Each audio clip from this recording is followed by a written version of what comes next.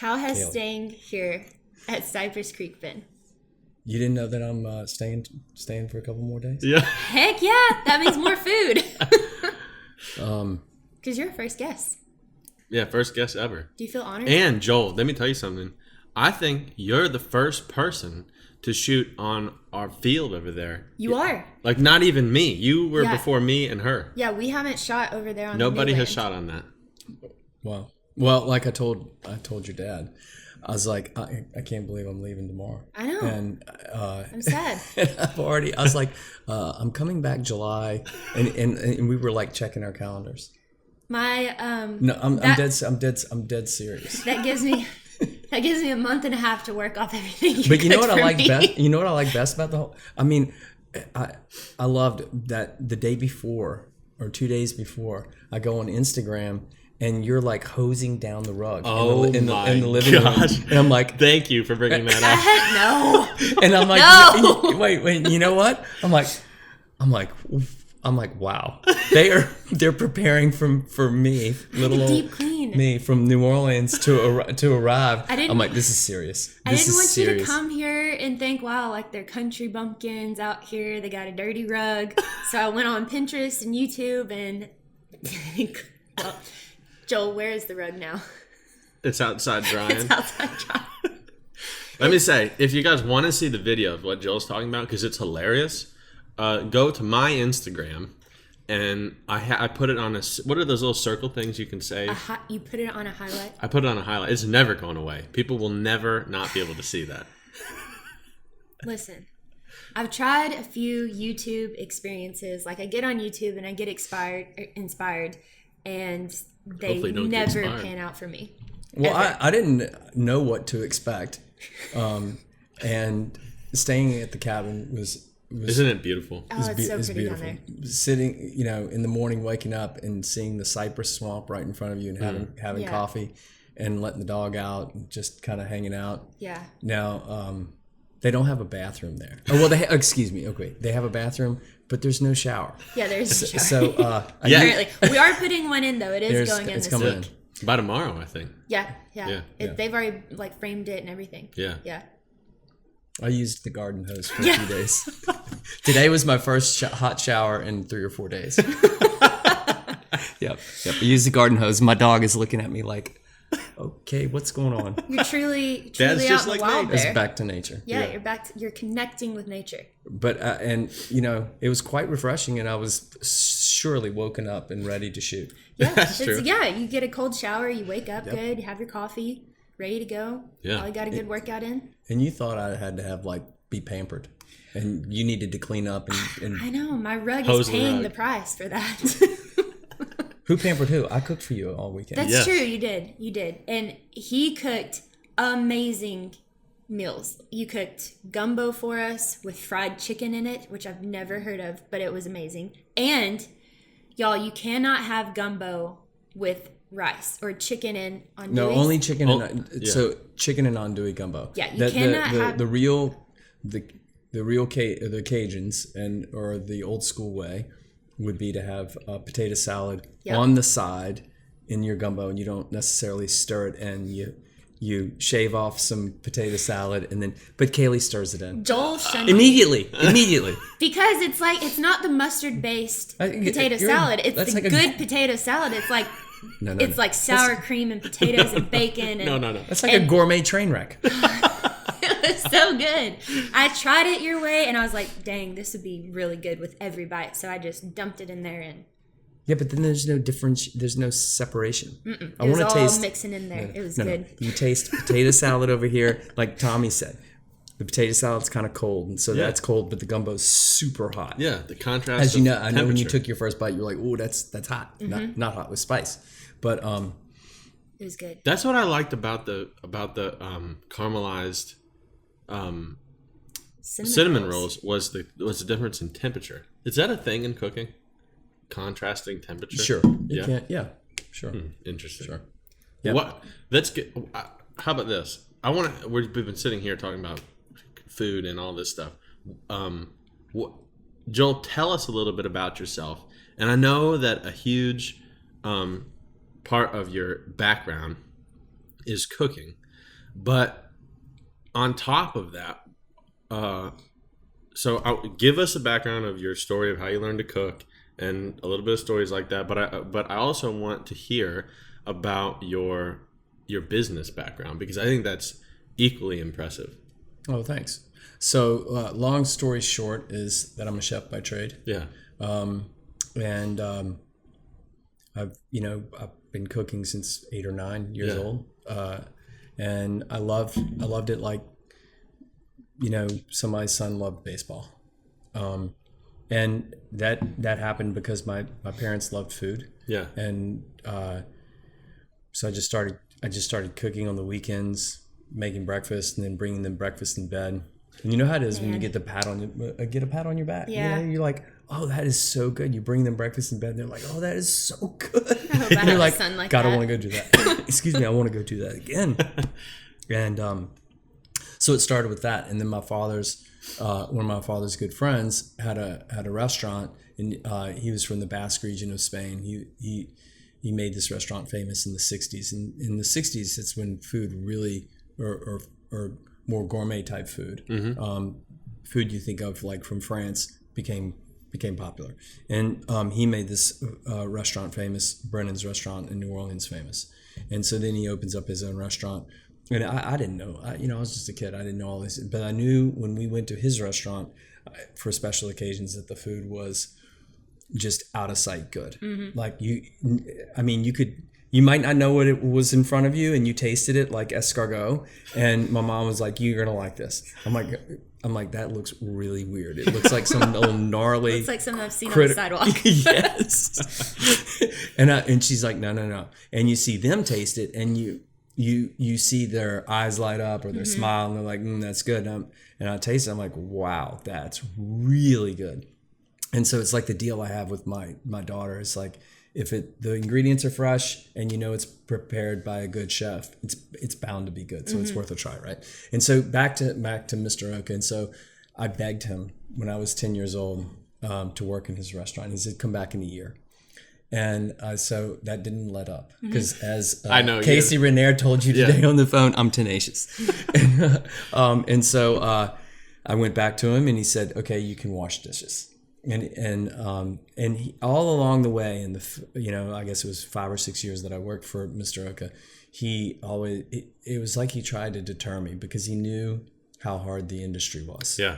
And but there was no deterring. Yeah. Even though he didn't pay me, and I probably didn't pick up a knife for a year or two. I had to watch for at least 2 years, so I would just watch how things were done. And maybe he had a method to his madness. Yeah. Right. Because the watching in my years now, like if you were even watching a clay, how important it is to watch and to listen carefully. And like the other day when we were cooking you said something was cooking on the stove or something, and I said turn that down, and I wasn't looking, I was cutting. Yes. Right. Yeah. And so you could hear it and knew it had to be turned down. Right. And so unaware, maybe that does create awareness, because if he had given me the knife immediately and said, go do this, it would have skipped all of the important steps in between. Like I say, breaking a clay is the 1% at the very, very end. Yeah. But it doesn't happen unless 1 to 99 are done correctly. Right. And it's kind of the same way in cooking or whatever else you're probably doing, right? And so anyway, so I worked for him, and I loved it so much. And we were sitting at home one morning having breakfast, and we were watching the Today Show, and a trailer came on, and it said, "Do you know that the CIA operates in Hyde Park?" And you know how kids are, and they're like, "Oh, the spy, what, the CIA? You got to watch that kind of thing." And it came on. It was the Culinary Institute of America, and I think I was like, I was 12 or 13, right in the midst of this, and and I was like, I'm going there. I'm going to the CIA. I'm going to the CIA, and that's where I went to school. Yeah. And so I progressed through. How old were you when you decided? I was, say, 12 or 13. And that's when I had like my 6th grade science project was a souffle. Yeah. And so I was deep into it. And that's when, I was, and my father was very big on, if you want something, oh, good, you go make the money. Even at that age, you go make the money to buy it, you know? And so, you know, we had our chores of cutting the grass and doing it. And so I cooked things, and I sold things to restaurants and in the neighborhood and whatnot. Wow. And so the other thing I think that informed me greatly was my father being an entrepreneur and coming from the Depression, and, you know, his ways in thinking about you need to really learn to provide for yourself informed me, because I was always thinking through the lens of not only did I love the craft, but how can I sell it or whatever. And as my first chef said, cooks are people who go to the store and buy things and they have fun, but chefs are people who can buy ingredients and make a living from their ingredients. Yeah. And I never forgot it. Wow. And so I went to the CIA, and then I cooked in Germany. And when I was in Germany, I guess that entrepreneurial bug kind of thing was always there. And one day we had crawfish in the kitchen, and I said, "Where'd these come from?" And they said they came from Turkey. I was like, "Gosh!" I was like, "Well, we're like knee deep or butt deep in Louisiana." And crawfish, I was like, and so then I started to investigate it, and I found out that there were 32 species of crawfish in the world. Wow, really? Yeah, I did not know that. Not that it's that important, but you know, so the species in Germany was wiped out by a parasite, and so that's why they were importing them. And so then I was looking at, so then I set up while I cooked there, and I worked at the Schloss Hotel, which is a Michelin-rated hotel. It was the previous home of the Kaiser. And then I worked in another Michelin-starred restaurant. I set up an import business. So the entrepreneurial I didn't know that. Yep. Cool. And imported live crawfish and sold them through wholesalers in Germany. Yeah. He saw demand and he supplied. And so the entrepreneurial bug was always there. And so then how old you would have been early 20s in that case, right? Early 20s. Yeah. Yeah. Wow. That's really impressive. Your dad making you work for and pay for everything that you wanted to do is like installed a work ethic in you that's like 100%. carried through now? 100%. Because you have an excellent work ethic. Thank you. I mean, you really do. It's not something that comes across often that you see. Yeah. Like a work ethic like you have. Yeah, I have. So basically, so to wrap it up, so I came back. Well, don't wrap it up. It's an interesting story. So I came back to the United States because my father had cancer, and I was like, okay, it's time to come home. And I came to New Orleans, and it was the closest food city, and I wasn't quite sure what I was going to do. Yeah, and I was really betwixt I loved cooking in my career, but I also liked business. Yeah. And I worked for this I came back and I didn't really know anybody, but I needed to earn a living. And so I worked for a seafood purveyor. And they peeled shrimp. And the guy says, I saw the ad in the paper, and I'll never forget, and I go to the interview, and he says, if you can sell a tractor trailer load of shrimp, can you do that? I was like, sure. I was like, sure. And the answer is always yes, and then you just figure out how to do it. Well, I knew a bunch of people in that. By that time, from the importing of the crawfish, I knew major players in that industry. And so, funny enough, I'm just cold calling. Well, we get this call, and the company checks out, and then we get a call back from a credit reporting agency about this company. Like, where did I find this company? And well, evidently this company had been purchasing seafood from wholesalers on factoring, but not paying for it. And it's very complicated, but they were the FBI was looking for them. Well, you went from the CIA to the FBI. It's crazy.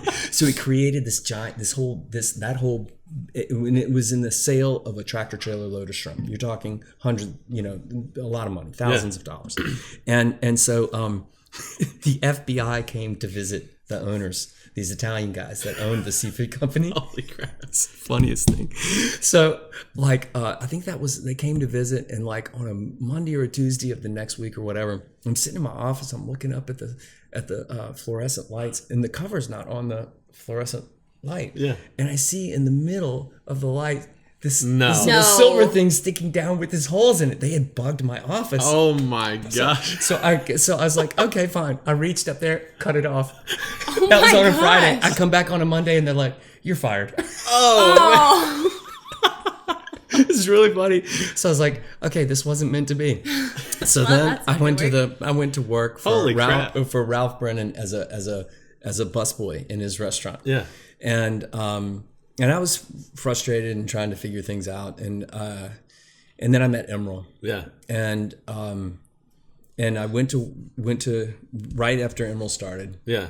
And that was just an awesome experience. Working It was with- kind of like the timing of that. Was that about when his career was taking off? It was right when his career was taking off, and he hired me, and we cooked lunch together. Yeah. And I prepped his station, and we cooked, and then he made me a sous chef, and I ended up running the nighttime operation there, the kitchen. And it was really a phenomenal experience because it was right in the growth when the restaurant and when he and the restaurant were becoming extremely popular.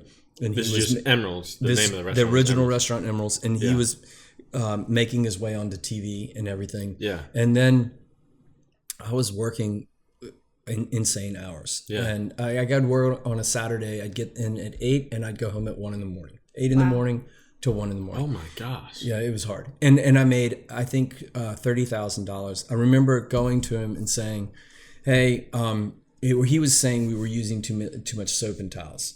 And so I said, okay, I'm going to portion the soap and give them so much soap because this is how much they need based on how much they wash and the towels. And I got a small raise. And then, but I was really in conflict again because I was trying to figure out how I was going to pay for my rent and a car, and I didn't have a fancy car. I had a Honda Civic hatchback, and take a girl out on a date or even have some free time. Yeah. And so then I said, well, you know, if this is going to work out for me as a career, Yeah. I this is not working, or Yeah. I need to have a better roadmap. Yeah. And I reasoned with myself for a little while, and I was like, well, maybe I'll go back to school. And because I spoke a foreign language, Yeah. and had the business experience, and so I was going to go to Thunderbird, Yeah. which is an international business school. Yeah. And so I was taking 18 hours a semester and working the crazy hours. Are you kidding me? Because I needed to get crap. a minimum 3.8. So then I was driving after taking a test one day. I was driving to work, and I was running a little bit late, and I ran a stoplight, and I hit my neighbor, who's become a friend. But it was a wake up call. It was another one of those where you're like, maybe I'm doing too much, and Yeah, this like, isn't. what am I actually doing? Yeah, this isn't meant to be. And I was like, and I really love cooking. It just kept coming back, right? Yeah. So I really love cooking. So I started thinking around, and I said, well, New Orleans is known for restaurants, but they really don't have any great catering. And so I asked some of my best clients that came into the restaurant, do you hire caterers? Would you hire me? Blah, blah, blah. And so they said yes. And so I decided to, with $5,000 in a car in 1993, started the Joel Catering Company. And it has 3 divisions today, and it birthed 2 restaurants, one that won a James Beard Award with my chef partner, Justin DeVilliers, and then a candy operation. So it was food, candy, and dessert manufacturing and retail stores. Yeah. So for people So listening, that sums it all up. That was a very short story. for people listening, can you explain what the James Beard Award is? Oh gosh, James Beard Award is like the Academy Awards of cooking. Yeah. Yeah, and It's a serious you deal. win It's for like being the highest honor you can get in cooking, or in the U.S. Yes, Yeah. yes, in the U.S. that's crazy. Yes. And that's La Petite Grocery. La Petite Grocery. So In New Justin Orleans. won for best chef of the South. Yeah. Wow. Yes, yeah. Man, I feel like I should just. That's amazing. Did Emeril, when you were working with Emeril, Yeah. when you were working with him, did he ever like, bam, kick it up a notch in the kitchen? Like, did he say his phrase as he was cooking? Yeah, it wasn't bam. What was it? It was shabam. Shabam?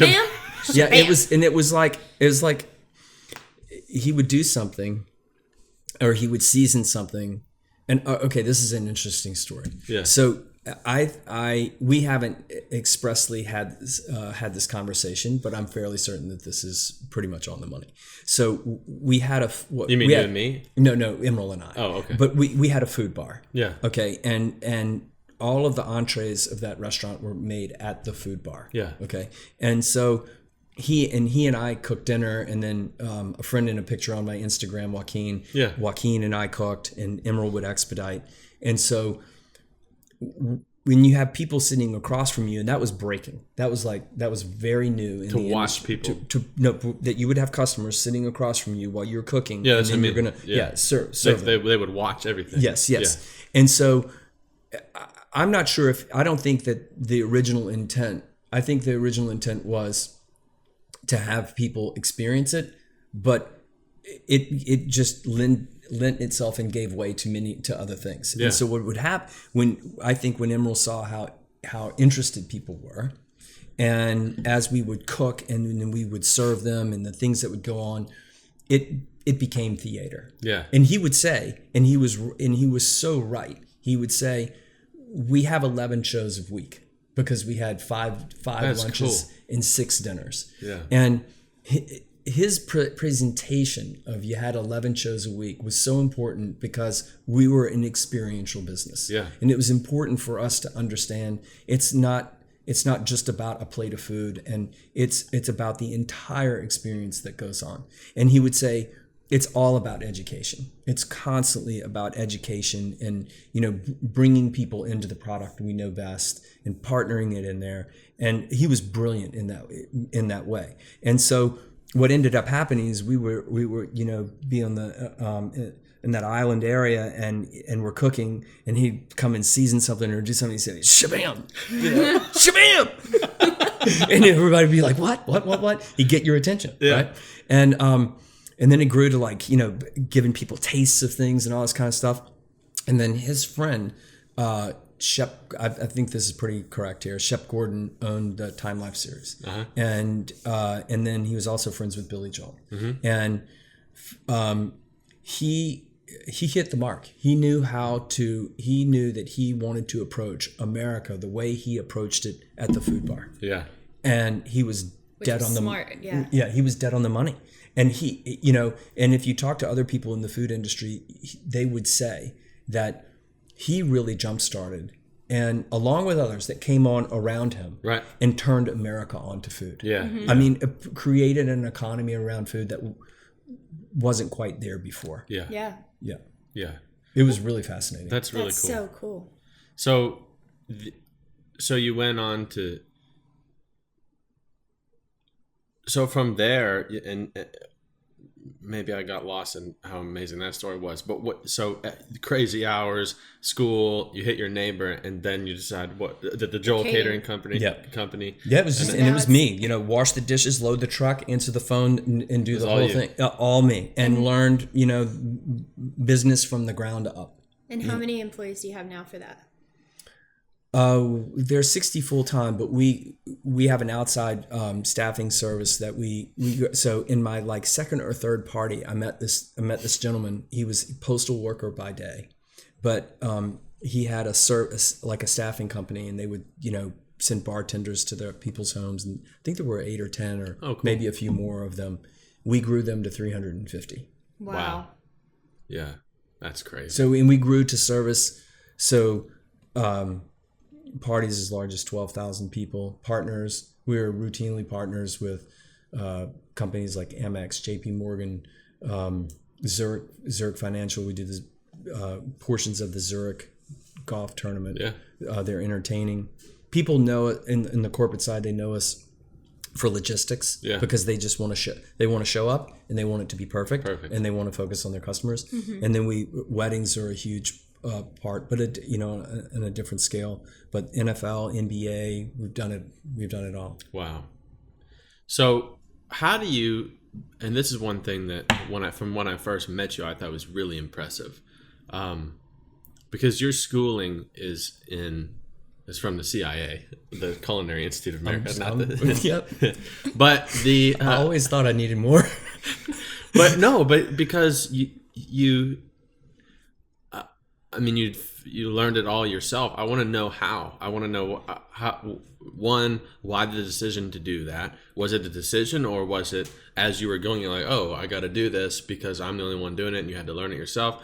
But I mean, like when I talk to you about entrepreneurship, about marketing, about finance, about venture capitalism, about whatever it is, I mean, it's like food, everything, nutrition. Your breadth of knowledge is very wide and deep, and it's impressive to me that you were able to on your own learn all that and then be so successful in, I mean, like, just go to your Instagram and look at the accounts in the bio of your Instagram of the businesses that you have. There's like 6 of them, and it's really impressive to me that you know all this stuff, and I think that lends itself to your personality, which I want to get to later on in this interview about how you brought that into shooting and your approach to learning that. But what was the mindset or the decision made to go through that way? Well, I think survival is one thing in a way. It's a motivator, but that could be a dangerous thing, right? Yes. And so, but my father always said that people in general, and especially small businessmen, you need to know what you're good at. Like I said to you, what's your genius? Right? Put a pin in that. We're still not going there yet. You still haven't asked me that question. I just said it to you, but we're not. We can't go there right now. We have another. Okay. So, but my dad would say, you're going to be good at a few things. Yeah. He's like, know what you're good at, and surround yourself with people for everything that you're not, and study as much as possible, but know when to make the decision and know how to make decisions. Learn, right?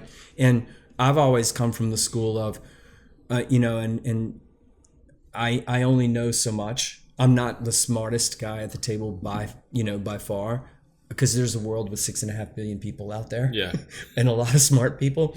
So how much can I learn from others? And one of the questions I often get is that, well, how do you have several businesses, and how does that all work? I'm a believer of a multiplier type universe where you find good people.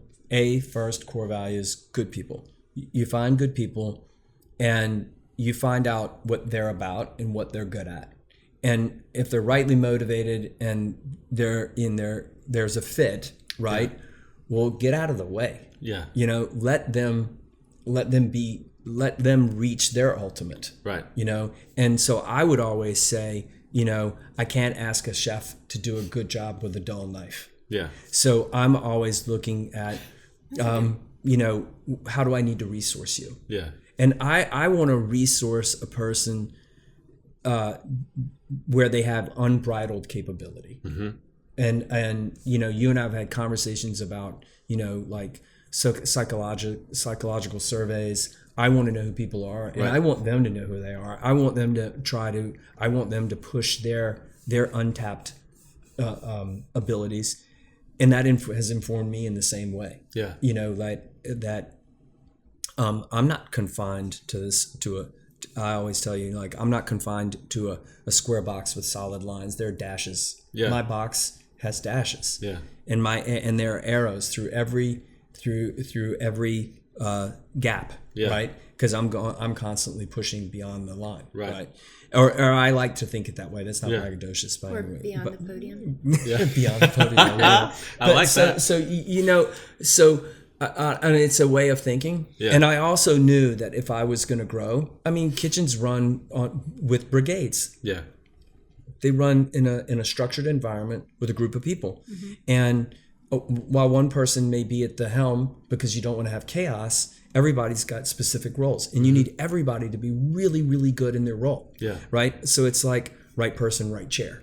And so I've always believed in that kind of mentality. And maybe this is the long story short, but so I really didn't know anything about finance.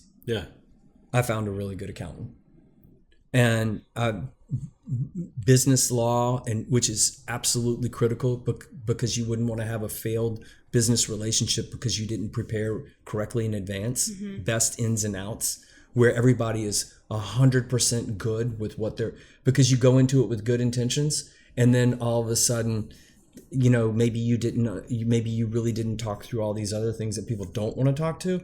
Okay, recipe for a nuclear bomb. Yeah. Right. And so make sure that all that goes down. And so always surrounding myself with people that are smarter than me.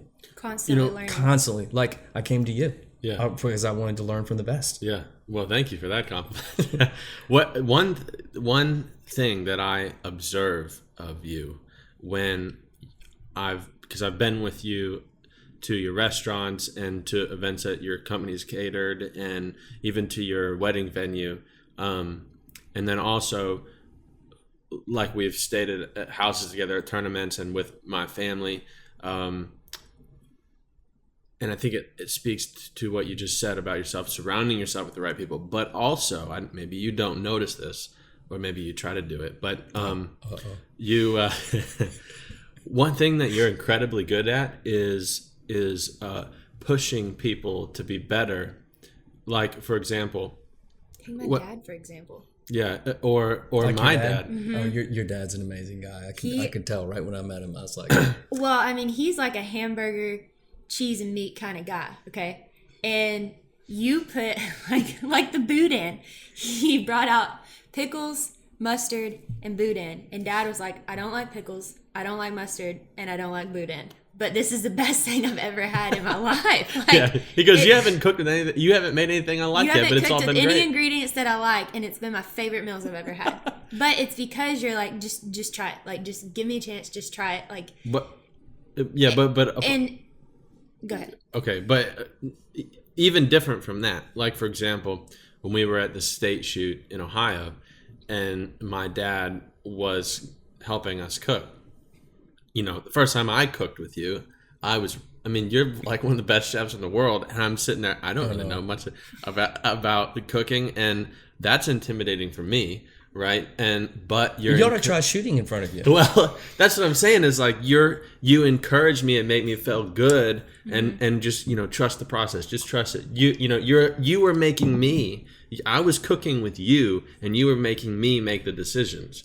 And then when I watched you at the Louisiana state shoot, when your catering company came in, you were so motivational to those guys, like constantly fist bumping them, and then when we go to the restaurants, you're encouraging for them, and you know how to step back and say, you're really good at this, do it. But then you encourage them to do it if they're scared. And I think that's really cool. Yeah, you're a really good teacher and a really good student. I'm a firm believer that if someone's rightly motivated, and like if you came to me, if you came to me and you said, "Hey, could you do this for me?" Yeah.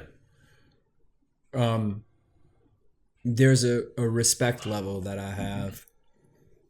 It kind of works like this. I'm trying to think about how to explain it, but it kind of works like this.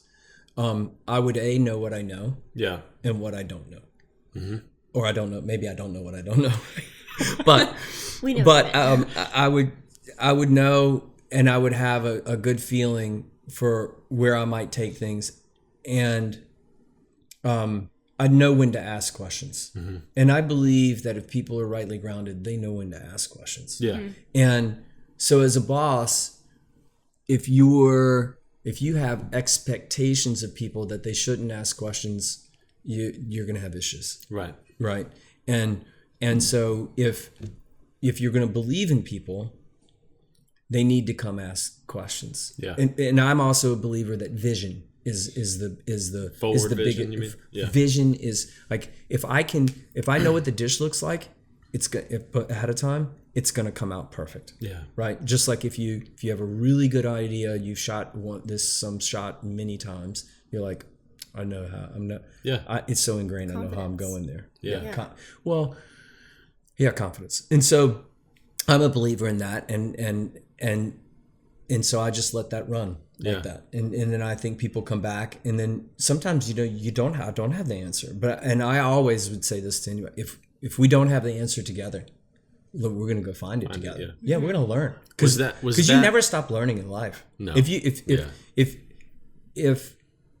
you put a limitation there, That's if your box has solid lines, you're gonna run into the solid lines. Yeah. What do you think that Bump your nose. for you that was a learned trait or not? Was that What a good question. I've always been the curious type. Yeah. Always been the curious type, and I've, oh man, why I'm not exactly sure right now, but I could say it like this. I remember I got this cookbook, and I wanted to make this cake. I'm very visual, 99% structural visual type person, and I like when I go through cookbooks, I look at pictures and I like those pictures, and I'm like, I want to make that. Yeah.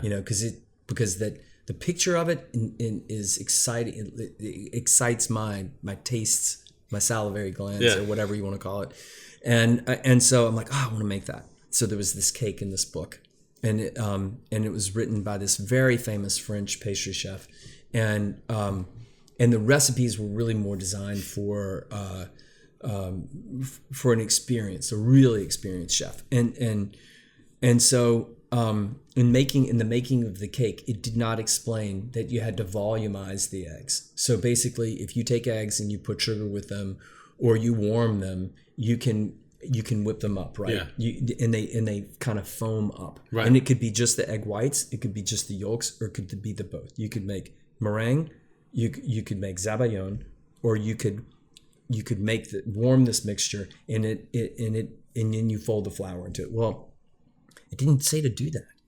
And so I kept making the recipe and making the recipe. And it wasn't coming out. And so I would tinker with it. Yeah. So maybe I'm a tinkerer a little bit. So I would tinker with it a little bit. Well, finally, thank goodness, how many eggs? Because my mom was like, this is the last dozen.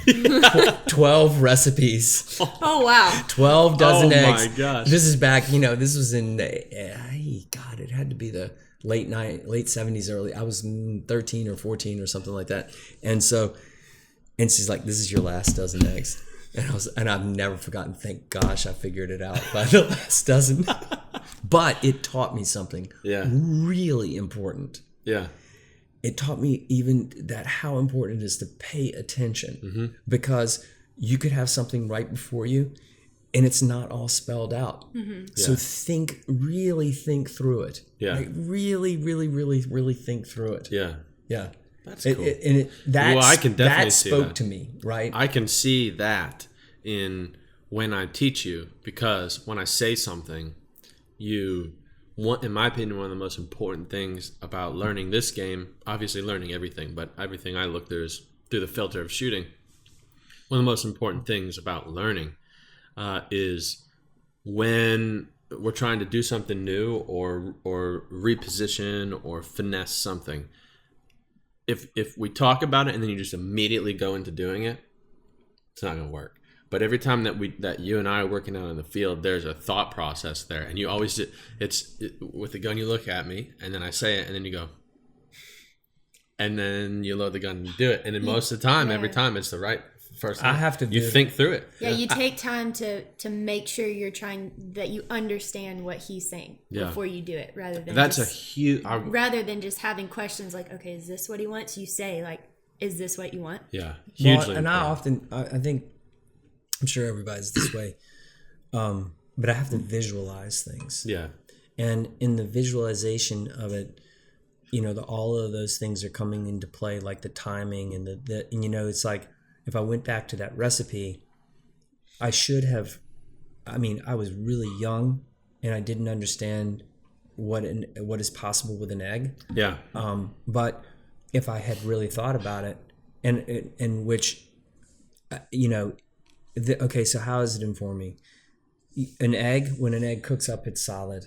I should have known that if I didn't whisk up the eggs and volumize them, that I was just folding flour into eggs and they were going to be a brick, right? Yeah. And so that's like perfect example for me.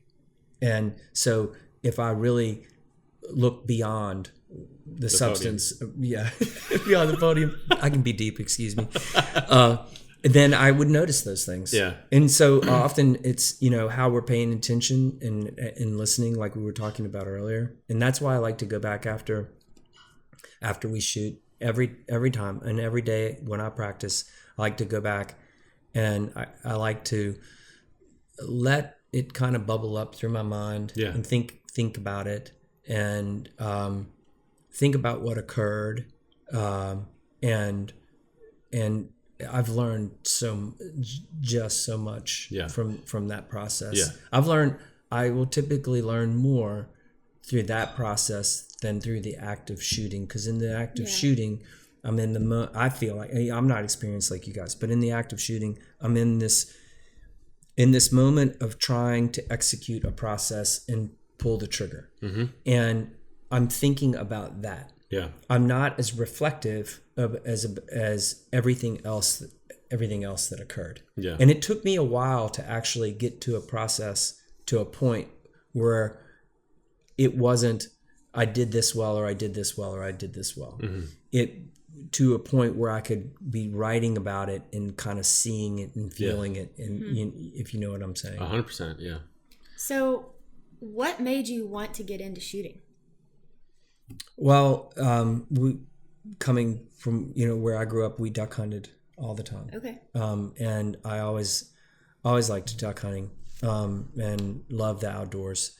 And it came at a point where I had stepped away from operating the businesses, and lucky enough to have grown some really awesome partners and who run those businesses today. And so I stepped away, and I got invited to a shoot, and I didn't really know what to expect. And I had a 686 Onyx, a 20 gauge. Yeah. And I had a great time. It's addicting. It was so much fun, and I was like, oh my gosh! I was like, this was at Covey Rise, and that's my beautiful club, home club. Jimbo Geisler, who has been, got really extended out for me, welcomed me with open arms, and gave me an awesome place to shoot, and taught me so much. And in any case, so I went to that. I shot. I was like, wow, this is kind of fun. Yeah. And I've always been a little bit maybe competitive in nature, and it combined. I was inside in an office or cooking all my life. Right. And I really wanted to be outdoors, and then there were other things that I really liked that I didn't know that I didn't know it was going to be a part of it. Basically, right. I should have. Maybe I wasn't really thinking through it, but I like the environment and the people. Yeah. The shooting community environment it's my environment. Yeah. Outdoors and the conservative nature of things. Yeah. My kind of people. Yeah. And people from all different types of backgrounds. Oh yeah, it's amazing. In extremely diversified. I mean, everybody that I've met. Yeah. Just so nice. Yeah. And have so many new friends, right? And this is honest. Like I went home and said to my wife, I was like, Gretchen, I think it's probably the safest environment in America. Yeah. And in this day and age, that's saying something. It is. Because statistically, it's the safest sport you can be a part of. Yeah, I would believe it. Yeah. So I said, look, with all the chaos and everything else in the world out there, right. This is not my safe place. This is my place. Yeah, this is my place. And so the question was, what made me fall into it? That shoot. Yeah. And I had so much fun that I kind of played around with it through the summer, and I didn't know really where I was going to take it. Yeah. So at what was a turning point for you to say, okay, I want to take this a little bit more seriously and maybe get a coach? And because your personality is the type to go 100% all in. So what was that turning? I typically will. I was having fun with it. Yeah. And I didn't know where it was going to go. Yeah. At first, I had no idea. But as I said, I met some great people like Jimbo from Covey Rise, and a really fun guy, Royce Murphy, and a shooting partner by the name of Oliver de Graville. And Oliver, I want to say, is like 2 world championships in skeet when he was a junior. I'm not sure of the exact, but I know it was like world championships. He was world champion. And I met Oliver, and it was amazing to watch Oliver shoot. Yeah. And it still is. And he can, I say, he can hold, you could have a target go 180 degrees if you could across a field, and he could hold it from end to end. Yeah. Right? Yeah. And not lose concentration. Yeah. It was just incredible. His in concentration was gone. And so he kind of like took me under his wing. And he's like, hey, come shoot with us. And he was so enthusiastic about it and fun and everything. And so other people taking me under their wing. And when I couldn't shoot. I mean, I'm still learning, obviously, and I always will be. But really, it was kind of painful, I think. And so anyway, he took me under his wing, and I just started having so much fun and meeting other people and shooting and kind of the aspect of, I don't know what it is, but I just love kind of getting into it. And so other people like Oliver. Then I met, and everybody was like, "Oh, you got to get a gun. You got to get a gun. You got to get a gun." I was like, "I don't even know." You're like, I thought I had a gun. What gun to get, how to do. So I'd try everybody's gun, and I traveled to try guns, and but I was still a little bit leery because I didn't know what I didn't know. Yeah. And I would say that all the time. I don't know what I don't know. But I started to study a little bit about it and knew that it needed to pattern right for me when I shot it or felt it. And then one day, some guys introduced me to a shooter, John Terry. Yeah. And he's a great shooter. And it was interesting because I can recall that day all the time. Yeah. And it can pop into one of those things that pops into your mind. And when I saw John Terry shoot, he had a style that was very different for me, at least. It was very different from everyone else. It was very calm and assured. And I said, there is surely something to that. Yeah. And and it spoke to me in volumes. Yeah. Right. And so he had a Krikov. Yeah. And I tried it, and it kind of fit like a glove. Yeah. Best gun in the world, huh? David doesn't know. He's so clueless. You're in denial. So It's okay. So at any rate, so I'm like, wow, it patterned right. It did everything. Yeah. And so I'm like, and it felt right. And I'm like, that's the gun. And so he had one for sale basically. And so that was the one that I tried. And so that's I picked convenient. up. Yeah, it was convenient. And I watched him shoot that day. Yeah. And I'm like, okay, if he shoots like this and he's shooting this gun and he had bought a parkour and he decided it wasn't for him. But if he shoots this way in XYZ, I'm like, okay, I got it. Yeah. He knows what he's doing. Yeah, he knows what he's doing. And so then I met from the club, I met Trey Sides. Yeah. Who is he's an amazing shooter. Cool. So because you're closer with him than I am, I know who Trey Sides is, and you know who Trey Sides is from growing up in sporting clays. Just give a little background about, if you know, about his. He just always puts a smile. Trey. I think he's won 3 U.S. Opens. Okay, no, I think it's 2.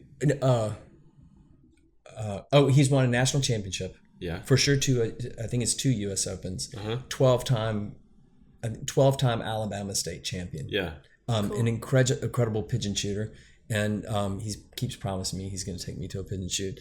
And a really cool guy. Yeah, and a really cool guy. Very funny, and so I met Trey.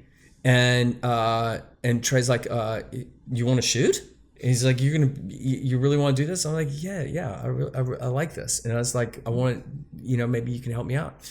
And so we just he started, he started me off, and really helped me out tremendously.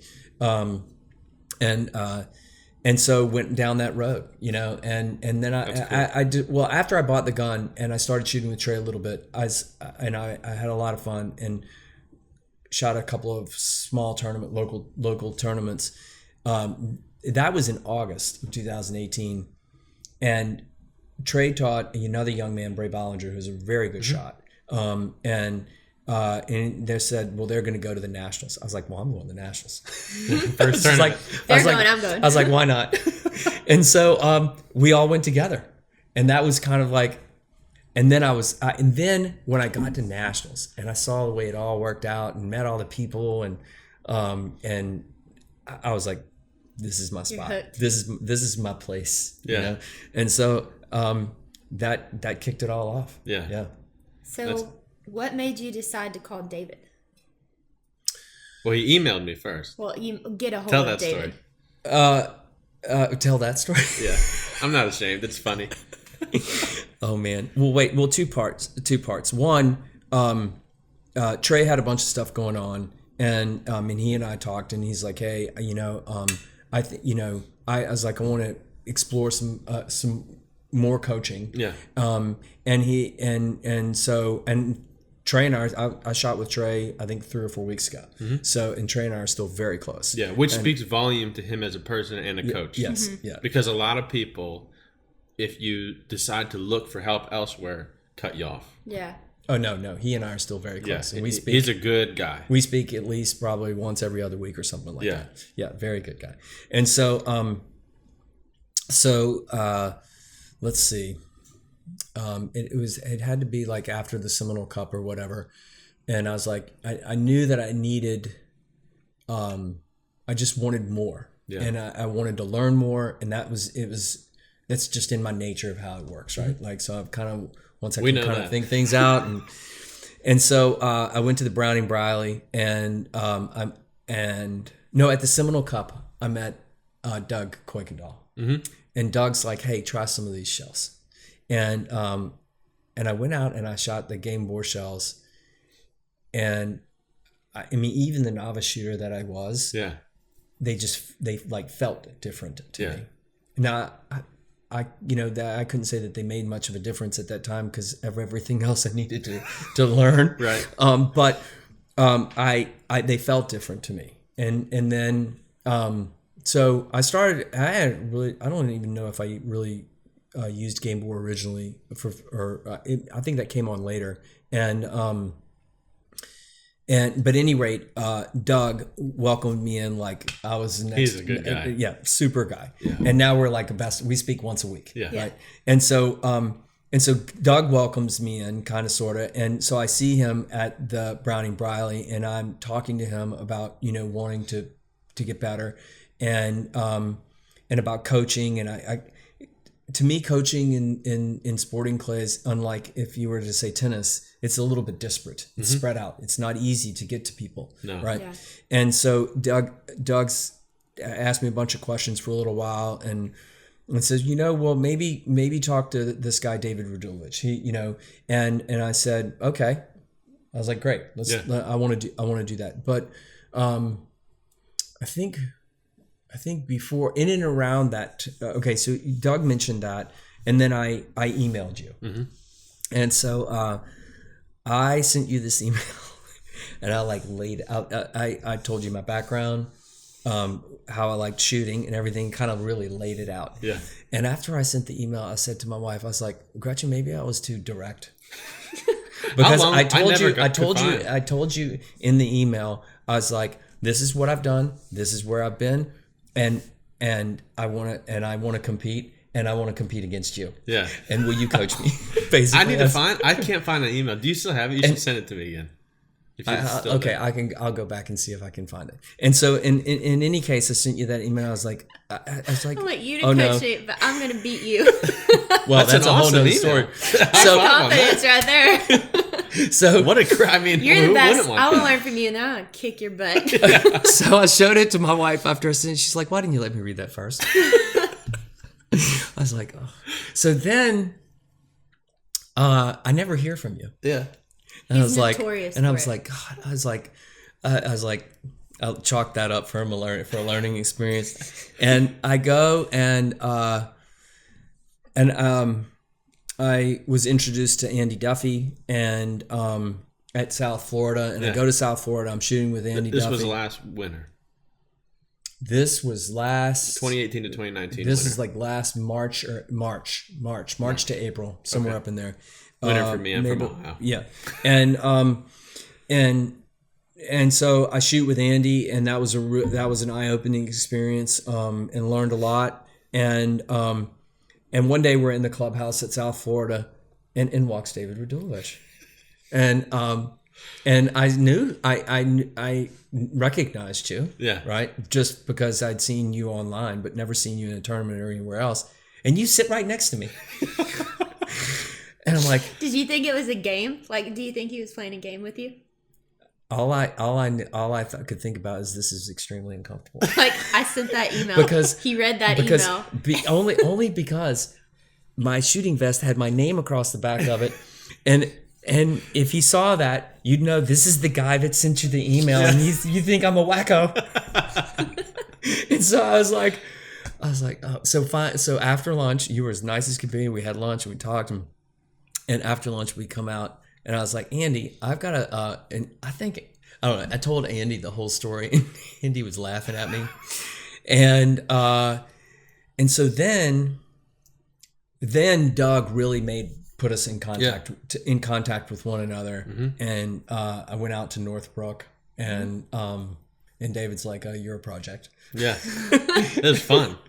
I really enjoyed that first, because you came out for like 3 or 4 days at Northbrook, and we did it good. We had a couple hours every day, and I got to know you really well, really fast, and we both bonded quickly over the food and pizza. Yeah, pizza, and then the Wagyu steak, and then I know a lot of good restaurants, like hole in the wall restaurants there that we went to, and I was very captivated by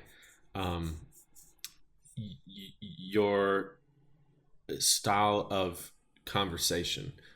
We just instantly got into really deep conversations about shooting, about learning, about food, and so I liked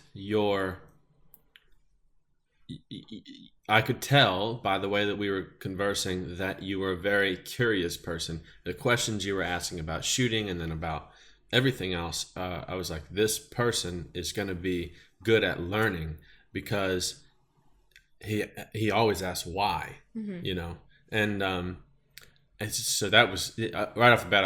I was excited to teach. I thought it was very cool, and it comes across even now. We know each other. We've stayed with each other, and even hung out in other countries together. And now you're at our house and lodge. Yeah. And Yeah, it's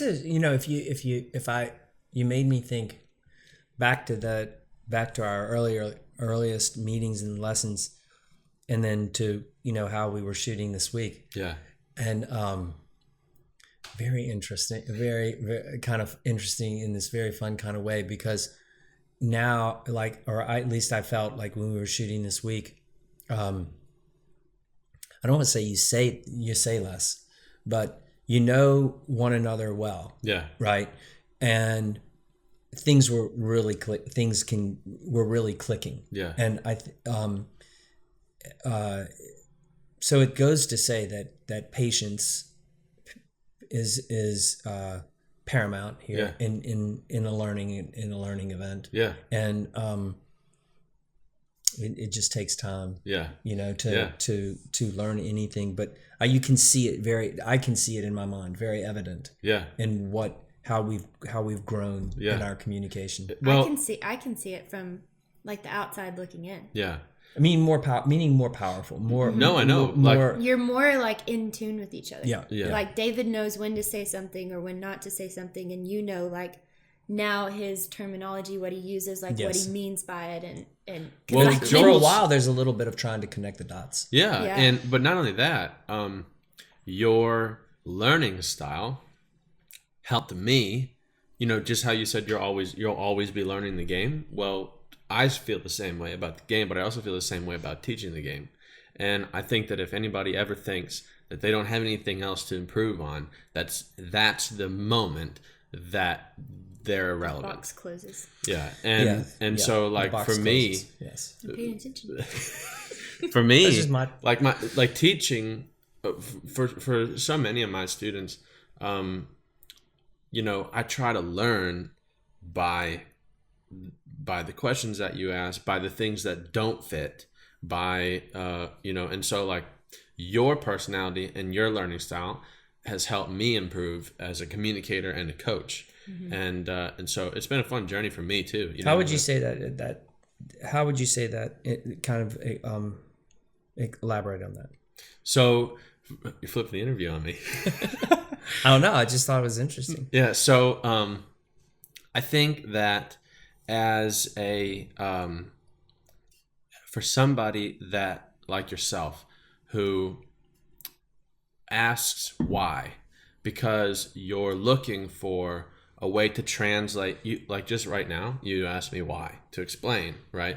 So when you're looking through a way looking for a way to translate what I'm saying into your own filter, it forces me to look at it through yours. And so if you look back at our initial lessons, you just said it right there, where here I talked less.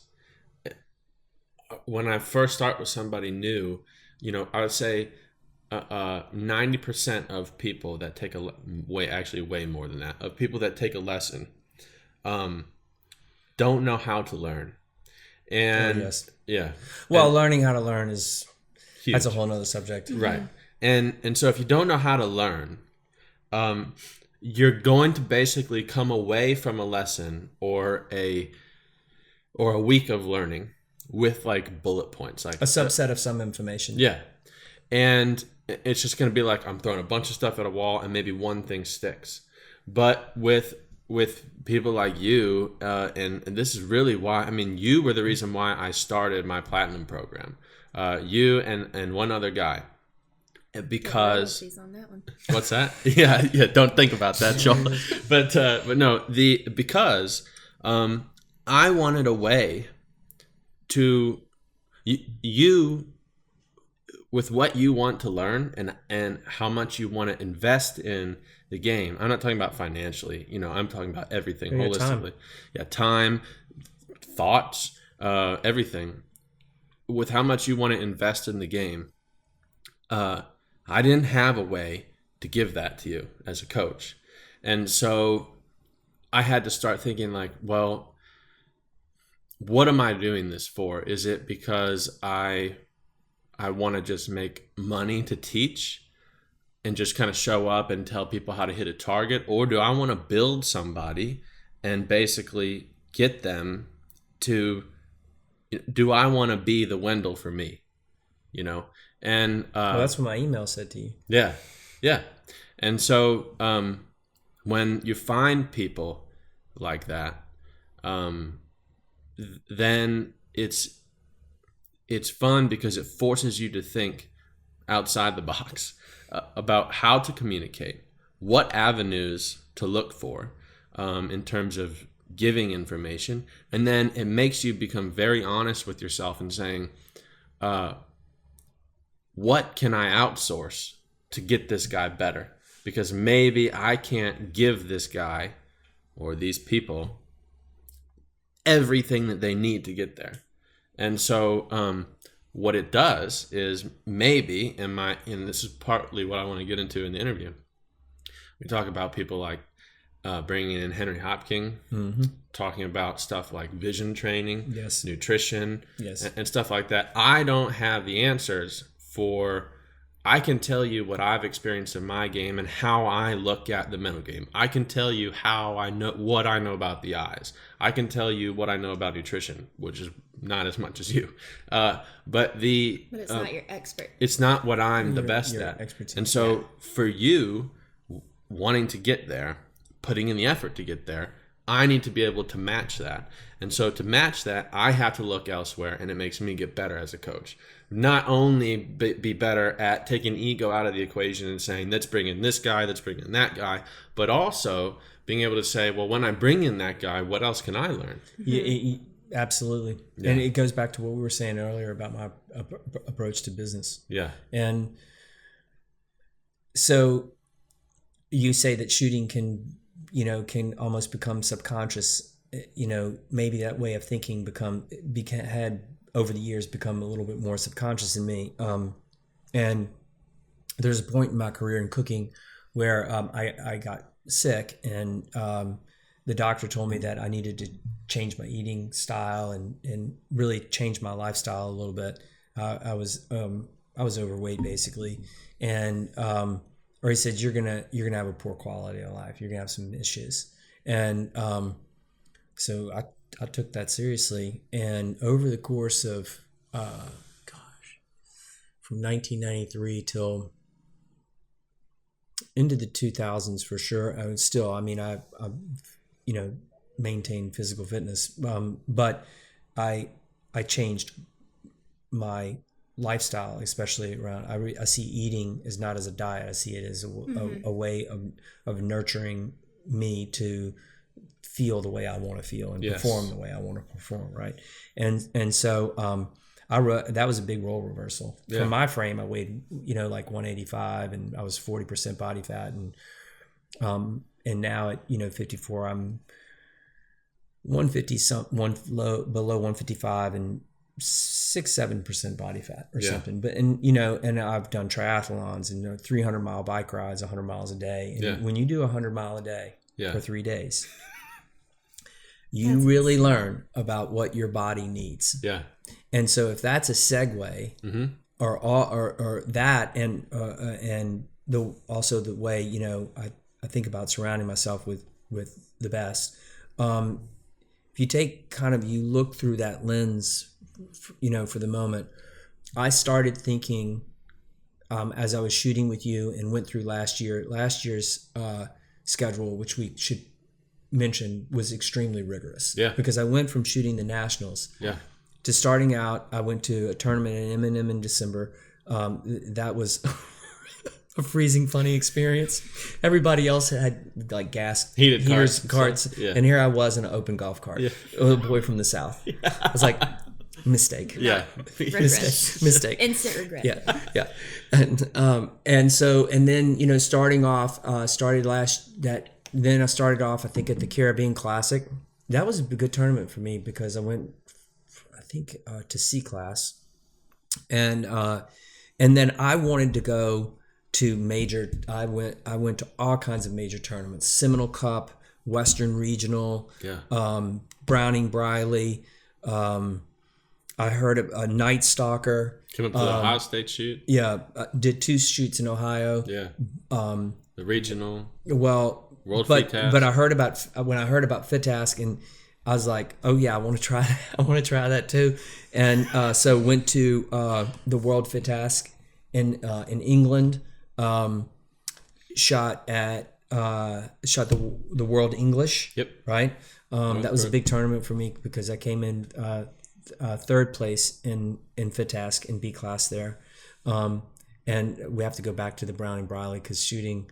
The Browning Briley was my first Fit Task. I came in 2nd in B class, but it was a really funny. Yeah. It was a really funny experience because it was my first time, and we have to tell that story. Oh, you told that on the last podcast. Oh yeah. Okay, we did. Yeah. That was so much fun. I can't wait to see Danny Vines again when I go to Texas. In any case, so there was. There was so much going on last year. Yeah. So much. And I wanted to do that on purpose. Yeah. I wanted to put myself out there. Yeah. And we talked about that some. We did. Yeah. And it's impossible to say that you wouldn't care about how you perform. Yeah. But and I did at every single point. Yeah. And sometimes I was aggravated as could be. Right. Because I wanted to be better. Yeah. You know, and so this is the sword that you play with, right? But I was determined I wanted to push myself. I wanted to see the hardest out there, see the most, what would be the most difficult situations, basically. Yeah, you're just building an inventory of experience. Well, I wanted to see the spectrum. Yeah. Right. If I only stayed at a club level or at my regional, in my region, I wouldn't really have the full spectrum and understanding of kind of what's out there. So I wanted to do that over the course of the year and just let it play out. Yeah. And while I wanted to go to nationals in 2019 and do well, I didn't do so well. Yeah. I was, in fact, it was, other shoots were better for me. Yeah. Right. In any case, as I finished nationals, and I kind of did a debrief on the year, and through those learning events, started to really better understand like the things that you talk about, like vision, etc. and everything. I was like, okay, now it's time. I want to work on these other specific things. Yeah. And in other training that I've done, I found that cross training was very important. Very important. Because if I say it like this, if I'm in the gun or if I'm shooting, again, I'm working on that process and at that moment. And while that is working on that, it is and it isn't. Yeah. Right. And so I started doing some reading, and I found out about some vision training programs. And in fact, you're going to see that it's going to be the thing that changes sports overall. Yeah. From baseball to football. Yeah. It's going to make the biggest impact in sports, and I mean huge. Yeah.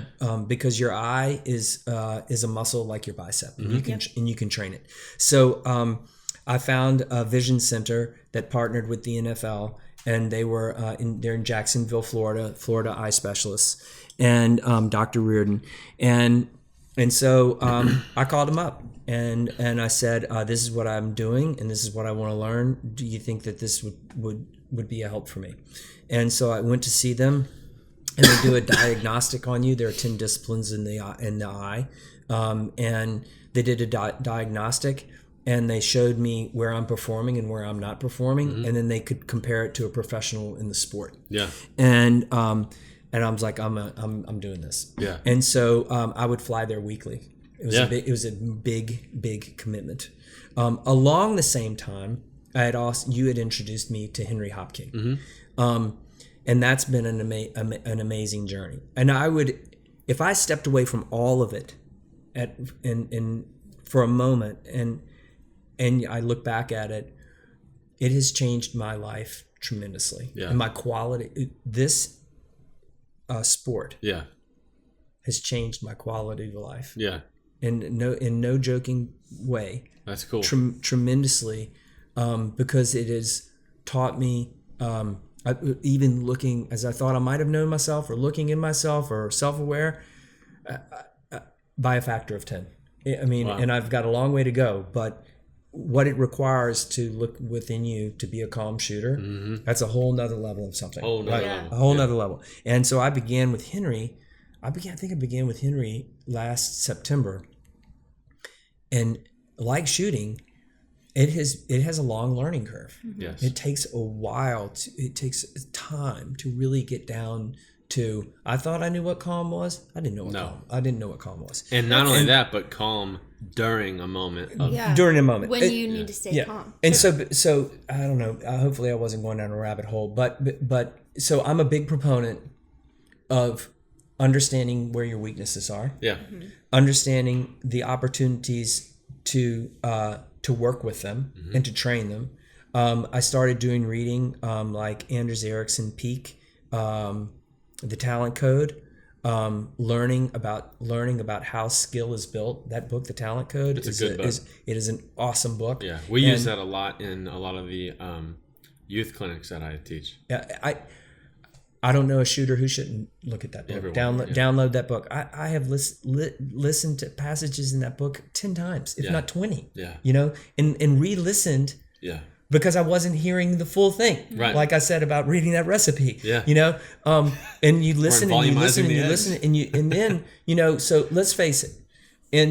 Simply put, myelin and the ability to build skill never ends. Yeah. Right. And I could learn a language today, like I have before, just as fast as I did then. And it's all about how you think about it. Mm-hmm. Yeah. Young eyes, I don't believe in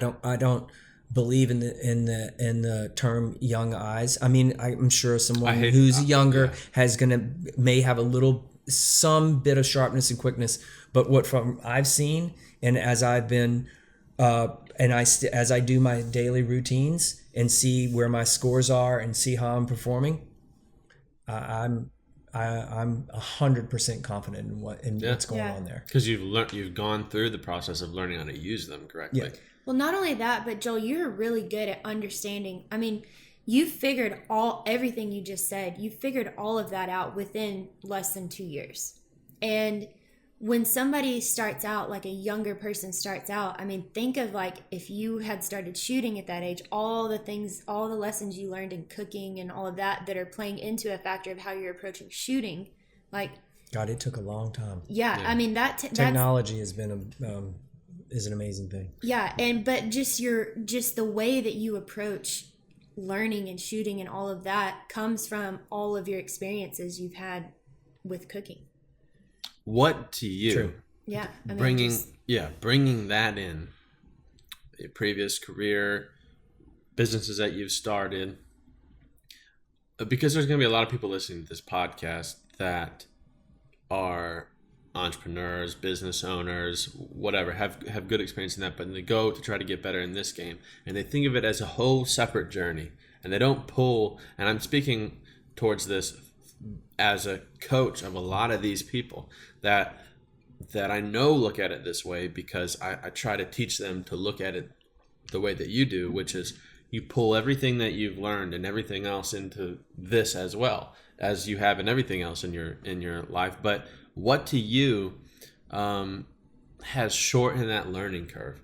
Because you look at your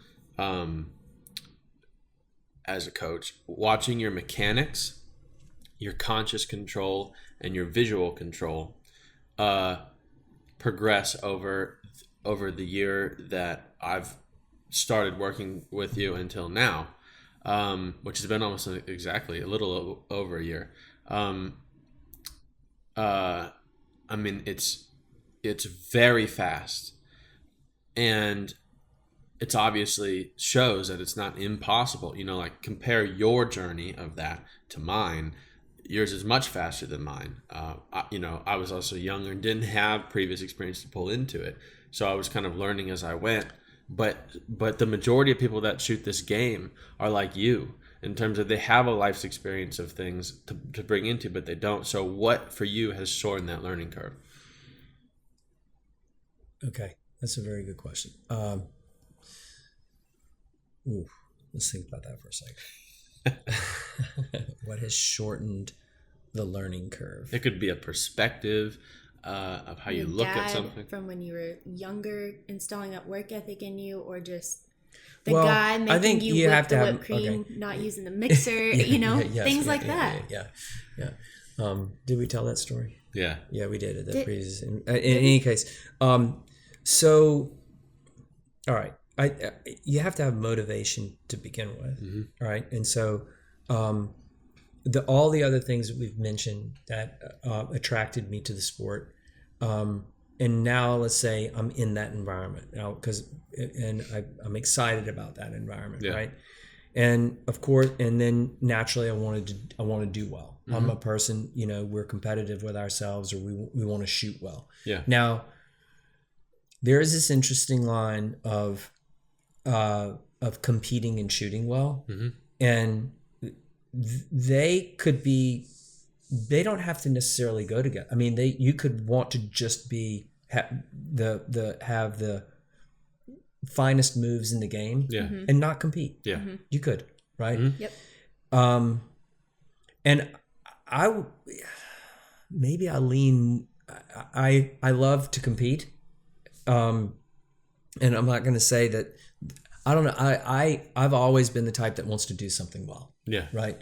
So, if in the end, in competing, I'm successful, that's great, and that would bring me great joy in a way.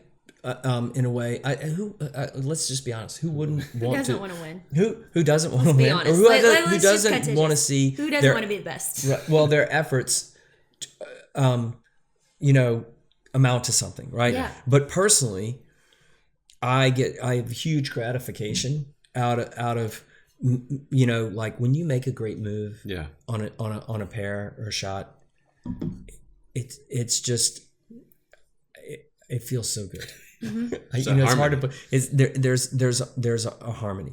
So first, there's that, right?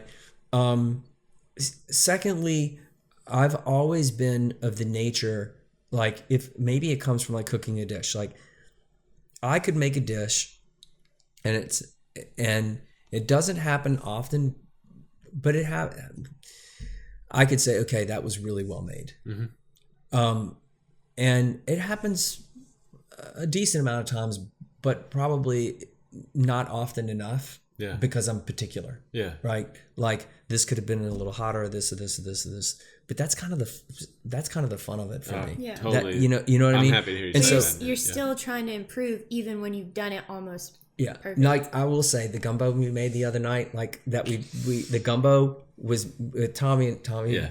Fantastic. Outdoors, not with the, like we didn't have a whisk to stir in the roux, which could have meant that the flour wouldn't have dispersed evenly and burnt quickly. And we were not in the best. We didn't have the best situation. We were cooking outdoors on propane. Yeah. But it was and we were looking at the cypress swamp, which was cool. But but it worked out perfectly in the gumbo. I was like, okay, I was proud of the gumbo. Yeah. And so, but what I'll typically do is if I'm not making physical notes, and everywhere I have like this little notebook with this pencil, and take it with me all the time, or I'm making these mental notes, and when I'm making the notes, it's kind of in the same evaluative process as the dish. Yeah. And I'm making the notes, and I'll sometimes just rest on it, and maybe one note I make maybe says, you know what, I'm gonna have to save that for a later date. I'm not quite sure. Like sometimes, like there's still a shot from yesterday when we shot our little mini tournament that I'm still really thinking through. Yeah. Okay, and I think that that's a good thing. Yeah. Yeah, because over a couple of days, and I'm a believer in this. I think I've told you this. Like, I make my notes in the afternoon or in the evening because I think my brain then works on them at night, and oftentimes I wake up the next day and things are much more clear. Yeah. And then I go back and I look at it again, and I'll make notes again, and I'll be like, yep. And then I feel like when I do that, then when I need that information and I'm out in the field, it's in my head. Yeah. And it's not like I'm searching for it or how did I do it, or I believe that there's something that goes on as you're making these notes, and then you sleep and whatnot, and it kind of just bakes in there for a You're cooking term. learning it. You really are. And You so, like not these just cooking taking- terms. so I You're not just use taking notes just to like remember it. I mean, you're taking notes to learn from what happened then. yeah, and so I use that process, and I can tell you 100% that through some of the work that I've done with Henry, as I've been learning how to actually control my eyes. So and real quickly before you pass that up, so people understand what you're talking about, you're not just talking about muscularly control your eyes, right? Not well, in a way. In a way, I'm controlling. I feel like I'm controlling how I'm seeing By what? by what I'm thinking. There you go. Yeah. Okay, yeah. So by what I'm thinking and how I'm seeing, and from animated type exercises to videos, which I think are pretty challenging. And when you see the attention rate, Yes. your focus rates, and you see how that works, it starts to create that muscle memory, that myelin sheathing. And then you're learning actually where your eyes, how they're focusing and where you want them to be. Yeah. Right. And then you're also seeing how distraction works. And then if you took that and then you partnered it into some of the eye exercises, actual, like near far quickness or let's just say NeuroTracker, and you're performing those exercises, you then see how aggression plays into performance. Hugely. And I mean in a nanosecond, it can destroy a sequence.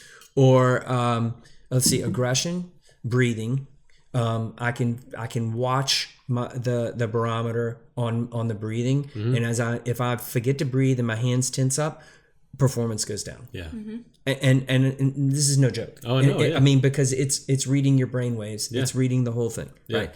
And so I can then see as I'm shooting, if this makes sense, I've been able to kind of separate what I'm seeing more clearly, and what I feel. And then there's some times where there's a gap. Like you tested me out on trap, and in the first round, in the beginning, I could see the target coming out of the machine, and there was a gap between the time that it came out and the time I shot it. But from the beginning of the first round to the end of the first round, as I became more acclimated, not only in seeing, but in my processing, I could then see the whole line of the target, and it didn't happen in every situation, but it was more. And so that indicated to me, okay, here's a situation where I might come back and I might not even think about firing the gun, but I want to come back. And you didn't say this to me, but I'm going to come back and I'm going to have the gun there. And I'm going to call pull, and I'm just going to watch the target. And I'm going to learn how to, I don't know if that's a thing. No, I do that. I mean, because I don't know jack about trap. I do that, honestly, whenever I'm shooting bunker and I'm just having a hard time catching it, or sometimes I struggle with right-hand targets. So if I'm just like, I don't know the line of that target, I don't have any idea what that target's doing, I will just sit there and just watch it 4 or 5 times in a row, and I will try to see the actual line that the target's taking, and then adjust my eyes and my placement of my gun according to that target, because I'm having something's wrong with my setup because I'm not able to catch that target. So And do you ever take David and I have had a lot of conversation about this. So, and it creeps in on me and it makes me furious when it does, but it's natural. No, you're about to. You do. Yeah. So you're doing this, or you're shooting, and the will to break the target, you have to have that will, but it kind of creeps into you and eclipses the process, right? And people think this is too deep. Oh, well, this is what I'm seeing. This is exactly what I'm seeing. Yeah. So let's say I go and I put the gun up there. This is at your trap bunker. Yeah. And I put the gun up there and I'm watching it. If I find that if I'm in a learning environment, something I'm not used to, and I watch it too much too fast, for me, I have to kind of I watch it, and then I need to process it for a moment. Like you said, when you tell me something, I have to process it for a moment and really let it settle in, and then think about, where did I see it best?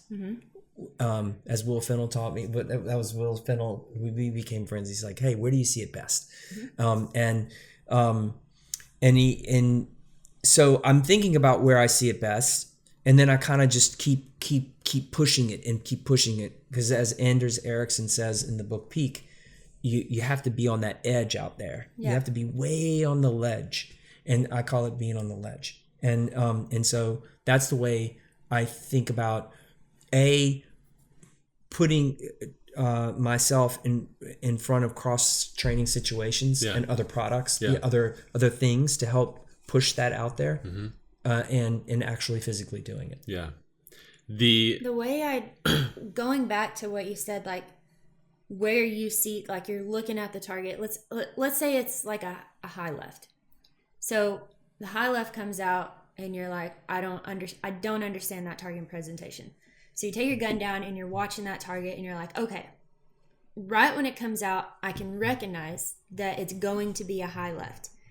Target keeps climbing almost to its apex. And now you say, okay, I can see that target really clear right here. I can see definition on this target. The way that I train bunker is I will do that exact process. I wait until I go ahead and mount my gun, and I will shoot the target, not even move my gun until I can see clearly on that target. And it's going to feel like a very long, slow process. And it's going to feel like the target's way out there. But if you have that will to break the target, you kind of have to figure out how to break that target and break that down. And when you call pull and that target goes out, and you just watch it with your eyes until you're sure that you're on it, then you can start your move and do drills on that target until you feel comfortable enough to where you can catch it sooner and sooner and sooner and make it clear. And then eventually, after you've done drills on that target, it's no big deal. You can recognize it quicker, you can catch on to it quicker, and your move can start quicker. Yeah. And I know everybody knows this, but like if I'm out practicing and I don't hit something, let's say I shoot a few shells, I'm typically going to stop right there and I'm going to walk up. I mean, I know that's the easy thing and everybody knows, but that's just, and so the novice, new shooter, that's self-discovery, and that's how you train. So it's nice to know that and I guess I'm saying it from the vein of trusting yourself. Yeah, well, you have to be process oriented, because it's really easy to go out and practice and you're like, man, I just cannot hit that target, and you become a little bit worried about like the end result rather than what actually is causing that result. So whenever you recognize that in practice, like for me, if I go out there and I shoot a 23, or I get more focused on the score, I'm like, okay, but why did I shoot a 23? What did I do? What caused that miss? Did I not see it good? Did I see it good and not execute it good? Like I am a big believer in in whys. Like, yes, I missed, but why? Okay, yeah, I figured out the why of that, but why did I do that? What was my thought process? What was my process to get there that made me have the miss? Like, there's always a trail that comes back to it. And if you're in your, and that's the biggest thing, like with self-training, because if you're out on your own, there's not going to be somebody there to say, hey, you're doing this. You kind of have to have, and that's why a post shot is so important, even on drills. And when I'm training, every 10 shots, I stop. I do it every shot. Every shot. I pause in my post shot, for every shot or every pair. But every 10 shots in my book, I stop. Yeah. I write down and I think about it, and I think about what I might want to change. Yeah. And then I go at it again. Yeah. And that's the only way you're going to get better at that, because for me personally, like when I'm training, I'll call pull, and when I call pull, I want to make a slight move up before I do anything. It's just a habit that I have. And if I don't constantly stay on top of that and stay on top of what I'm trying to do, then that move becomes a pull, and then I make this move. And then you're already getting beat by the target. So I'm another step behind. It was so funny not funny. It was interesting to hear your dad speak about how he had this old RCA video camera, what he called it, the long camera. And that's how, he would go back home and study film at night. And I do the same thing, and Yeah. I send You you have to. I send you videos. So Yeah. I have a, what do they call, what is that called? Gimbal? The gimbal. I have a gimbal on a tripod, and I video, and that's part of my day. So if I practice for a few hours in a day, there's probably at least 2 hours of off-field time from vision training and mind training, and hopefully this all amounts to something. Well, obviously, look No, at this- it. This I'm is just good being because, I'm just being candid about the whole thing. Like, Yeah. who knows where it goes, but I'm just saying, realistically speaking, so I exercise, and then I do mind training and vision training. I write my lesson plan. I always go out with a plan. It has a kind of like an overview of 4 or 5 things, and a few of them are technical and a couple of them are mental. Then I'll execute the day. I do video on most days, and then I watch film just like they do in football. Yeah. In your Just like they do sport- in tennis or anything else. I watch some film, and I'll go back and watch it a few times, and then it informs how I'm going to adjust for the next day. Yeah, if you don't, in sporting clays, if you're not focused in your training on being process oriented, meaning if you're not constantly working on your technique, finding your whole points, understanding why things happen, understanding your mind and how it's playing a factor into how you're performing. If you're not constantly working on that, and you're only working to hit the targets that are thrown that day, then you're not going to go anywhere, because you're never going to see those targets again. The way that I approach it is you have to be confident in yourself, and have an understanding of yourself and your process in order to hit those targets. Because when you go to nationals or you go to World VTAS, those are going to be targets that you've never seen before. But if you're more process oriented, and I could be way off here, but this is how I approach it. But if you're more process oriented and seeing a target that for the very first time, you can immediately say, okay, step 1, I know I can read the line of the target. Okay, I've got that. Where do I want my whole point to be so I'm not beat, but I'm not playing catch up? And you can go through all of those things. I mean, you could, if you train that more than anything else that you train, I mean, target presentation comes with that, but you could hit any target in the world, I want to talk a little bit about, because I think it's important for people listening, trying to improve. That's kind of what the plan is about the podcast, trying to help people. I don't think that I do this demonstration on the group clinics that I do, and I ask people, I say, how many of you guys want to win a world championship? Everybody raises their hand. And so then I say, okay. I should have raised 2 hands. Yeah. So then I say, okay. How many of you want to, and then I go down the list, practice every day, give up XYZ, spend this much money, devote everything that, and then basically that's the list of stuff you have to do to get that world championship. Mm-hmm. And whether it be a world championship or not, or you want to get to your most peak point in the game, a very proficient level. Their podium. Yeah, it's right. Proficient. The question is, I think that, and it's not a criticism of people trying to get there. The thing is that I don't think that very many people understand how much is involved, or how targeted. It doesn't have to be giving up your whole life to do something.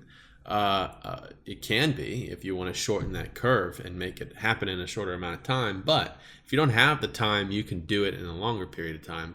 But I want you to talk about your schedule and how targeted, we're, okay. For example, when we do the the Monday meetings with Henry, we're talking about the mental side, the mechanical side, what you're doing. We're formulating a plan with your the synaptic glasses. We're formulating a plan, enacting the plan, evaluating the plan, both on the mental and the physical side. You're going off and doing the synaptic vision training, the neuro tracker mind stuff, the Henry's mind lift, and the nutrition, the fitness stuff. I want you to talk a little bit about that process, and then also me being your mechanical coach, how much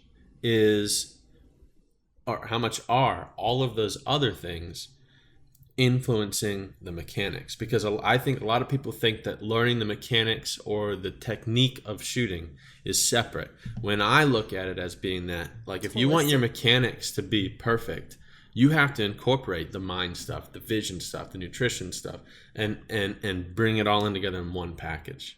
Well, the very short one, the one or two sentences or whatever this is, you cannot make a good move if if your eyes aren't working properly. Yeah. And you are not in the right mind space. You might make some move. Mm-hmm. Now, the quality of that move from 1 to 100 is going to vary. Right. Mm-hmm. And you might break it sometimes. But I guess it's about how consistent do you want to break it, mm-hmm. and how clear and effortless. And, I have a long way to go before I can be in your level. Where he can kick your butt. Like he said in his email. I can say this, though. I know, if I want to be honest with myself, when I've made a very good move. Mm-hmm. Yeah. And it was, even when we were out there shooting, it's like, me so well, and you say, oh, this occurred, and you're usually 99.9% right. Yeah. Right. And then, but you and I also know when I'm like that, I really like that. That's a good, consistent move. Yeah. And you're like, okay, let's move on to something else. Yeah. Or whatever the case. But to go back to so I don't think it takes it all. Yeah. To me, all of it. It takes it all. Yeah. Now you could be 50% the other way or whatever, but no, it really takes. There has to be some level of effort from every part of that to go into it. There's no way.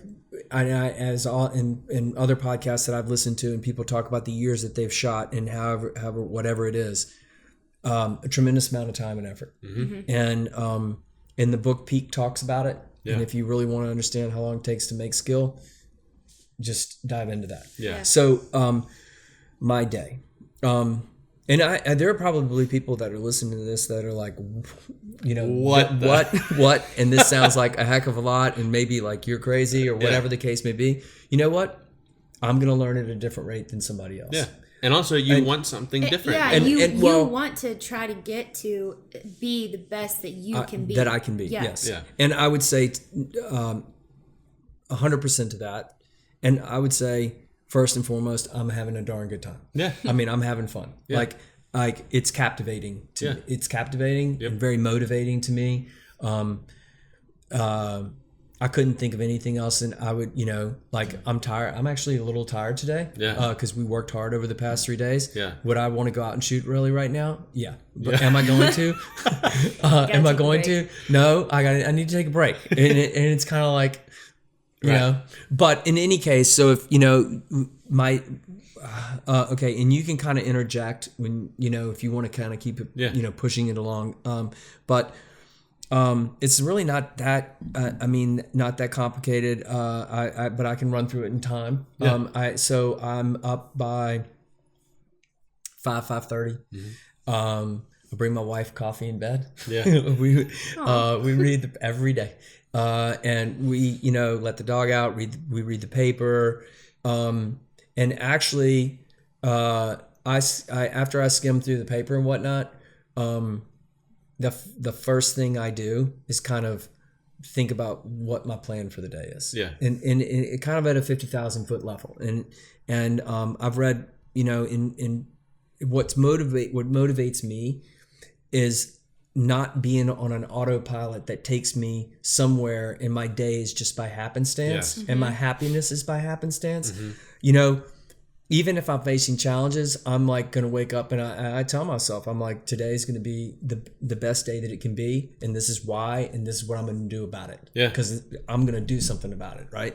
And I've been through tough stuff like Katrina and almost going bankrupt. So, you know, I've been there. And so to me, I got to get my attitude in line first. And I do that, or I think about that, and then I might make a couple of notes of what I want to achieve in the day. And it's not that structured or that angular, but you know, there's a little something there, right? And look, it's as simple as when I have a day off, when I take a day off, a day or two a week or 3 or whatever it's going to be, I take a day off. Yeah.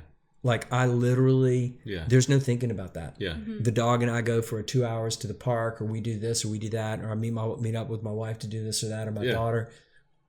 You know, it is total role reversal. Yeah. And it's like a massage. You need that. You need that. It's like a compartmentalization. Of so there's a big difference. I'm not wired up every day, but on the days that I'm going to practice and I'm serious about it, you know, there's a plan. Yeah. And so then I typically work out. I lift weights a few days a week. I run, and then I eat before and after.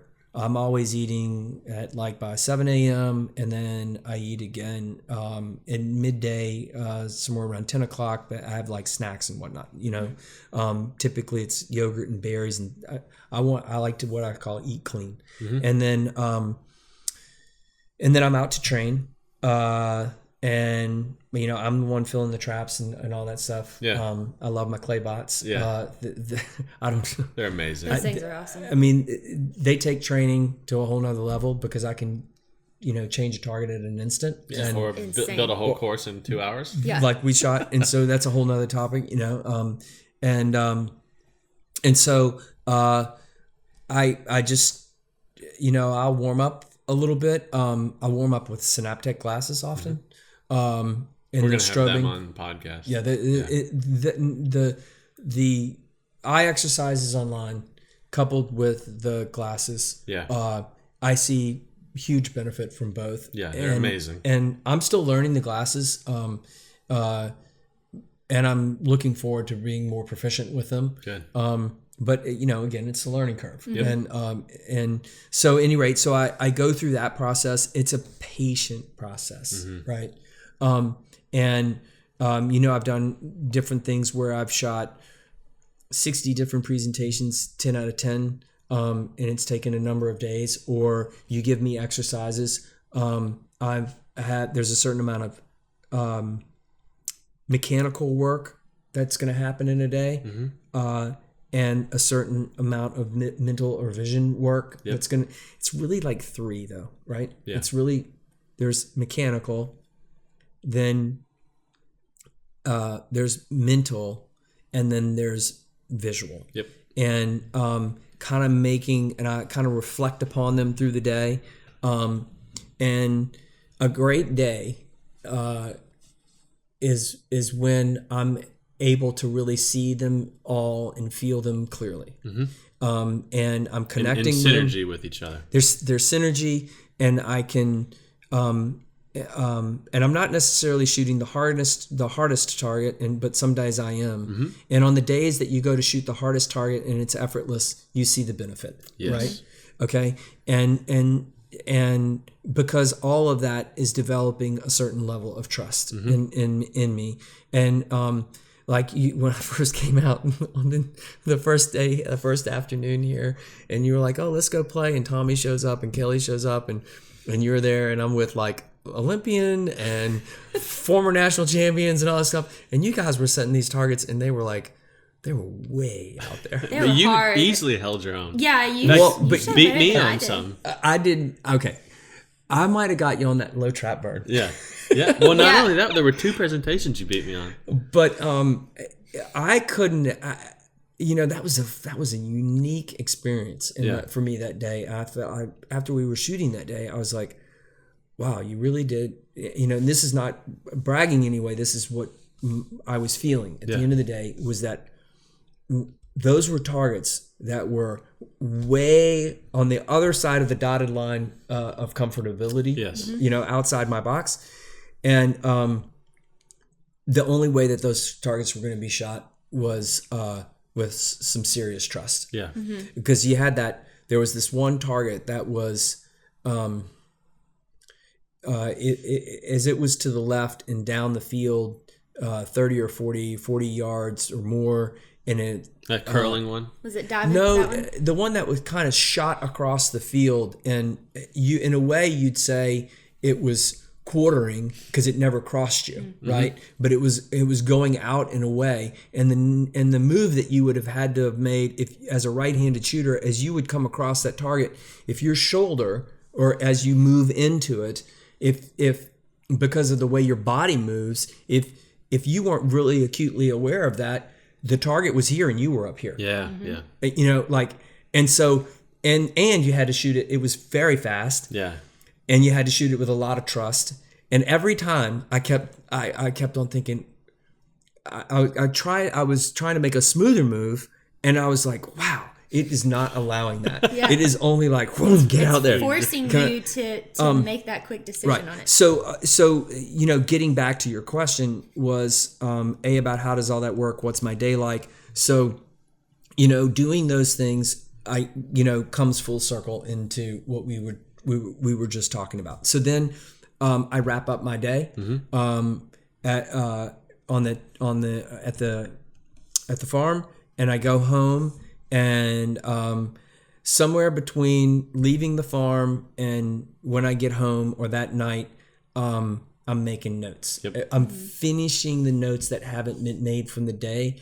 And the interesting thing that I've been learning more recently is that sometimes, and if I shoot a lot, which is a kind of a note of maybe shoot a little bit less, but is I don't see it all. Yeah. At that time. You mean in real time? No, yeah.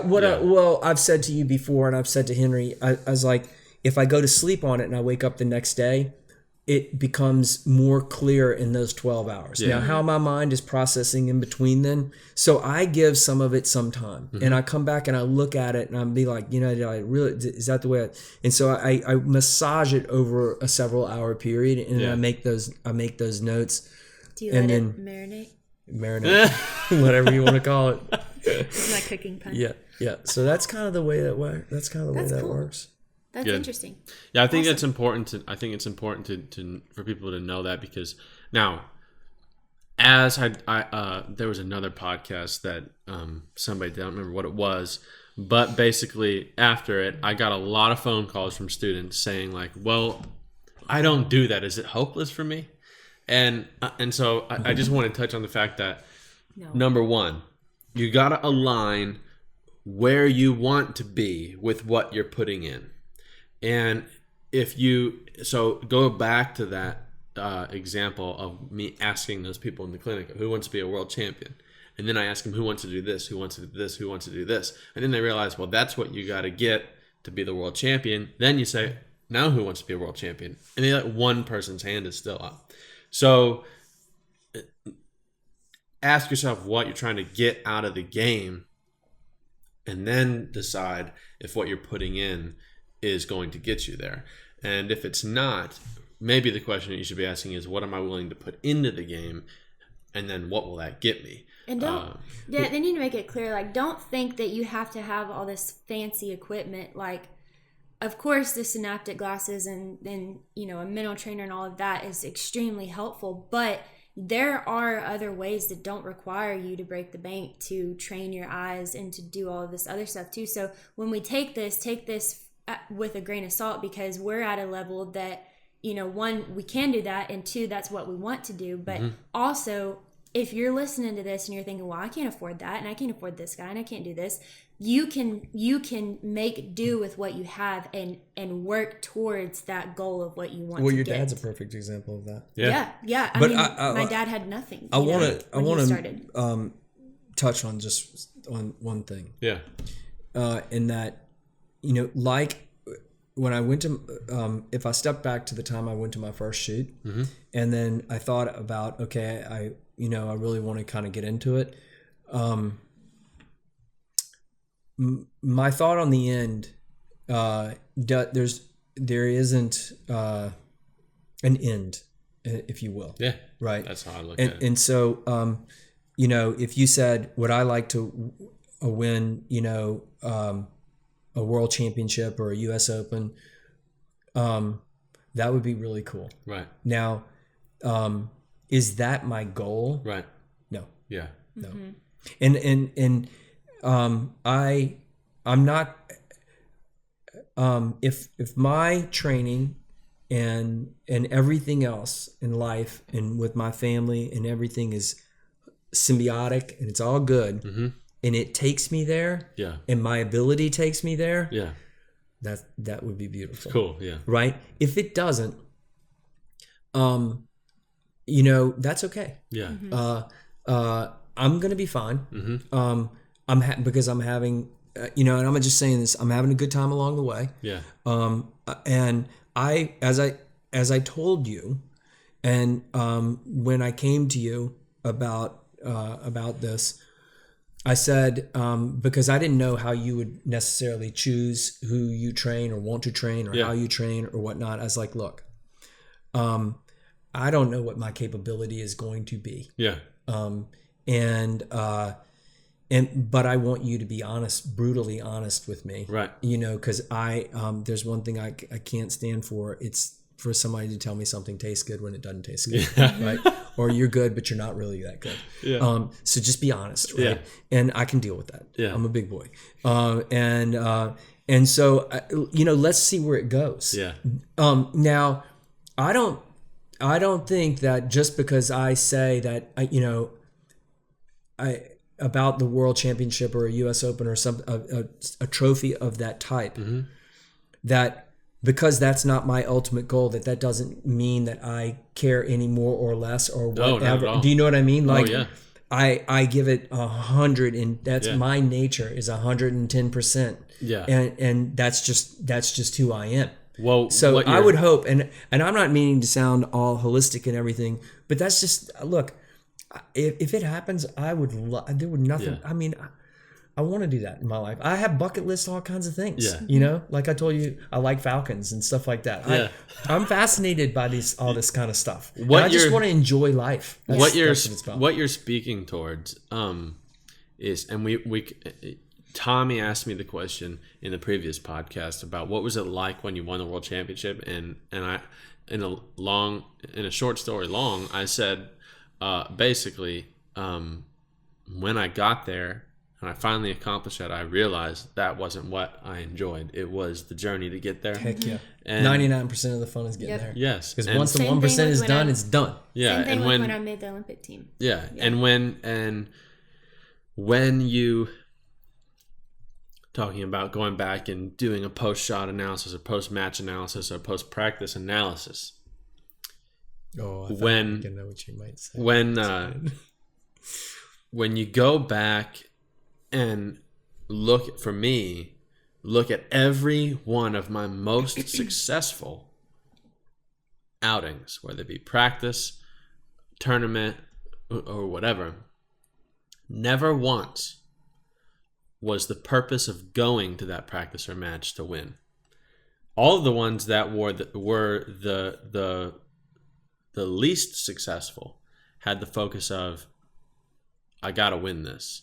But it was every time that I enjoyed the ride, it was the very fact of enjoying it that allowed me to win. Well, just so think about, and you kind of like a little light was going off in my mind, and it kind of works like this on a great day. Yeah, you could shoot a great pair, report true, make an awesome fit-ass shot, whatever, and you threw the shell in the bucket really quick. Yeah, and you went to the next shot because you wanted to do it again. Yeah. You missed something. Yeah. Mm-hmm. You're really missing something. Yeah. Because we have a limited time on the planet, and it's always ticking. Yeah. And if we don't savor that moment, and look, my coaches have said to me, hey, record that moment. Yes. And remember it. And so in a way, okay, and you and I were talking about this yesterday, because and I was saying my post shot, I want to deposit each shell, Yes, right, and individually, and I work at it. Yeah, It's for some. There's a weird nature in wanting to, throw your shells in there in that trash can, right? But there is something that goes down when if you're out for a day and you shoot 100 or you shoot 250, and you took the time after those shots, whether you liked it or not, to remember it. Yeah. But especially those that you really liked, and you walked away from a practice like that, you painted potentially a great picture. Oh, that's the learning process we're talking about. But that's why because if you just cast that shell in there quickly and you want to go for the next one, then the whole thing of the trying and the everything, and when does that end? That has no end. No. That's a limit. You don't know how to stop your day. Yeah, you're stuck at a very shallow level of automated movement and not really paying attention to what's happening. Yep. Yeah. More paying attention to what you're seeing and not how you're feeling and what you're thinking and what you're doing. And you don't. That's what I'm referencing when I'm talking about the learning process and the journey of self-improvement in whatever it is. Pay attention to what you're doing in every sense of that phrase, because if you just, in a lesson if you just go and pay me $150 an hour to teach you, and you just listen to what I say and then shoot, you're wasting all your money. Yeah. But if you're paying me and you are thinking about everything that you're doing, I mean, what I'm saying is half of the equation. What you're doing is the other half.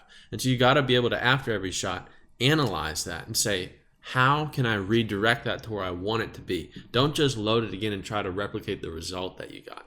You got to get deep into what you're everything. Into what you're thinking.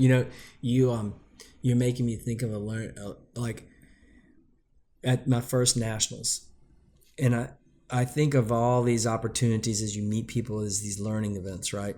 Same. Well, we had a guy, I think you may know him. I didn't know who he was.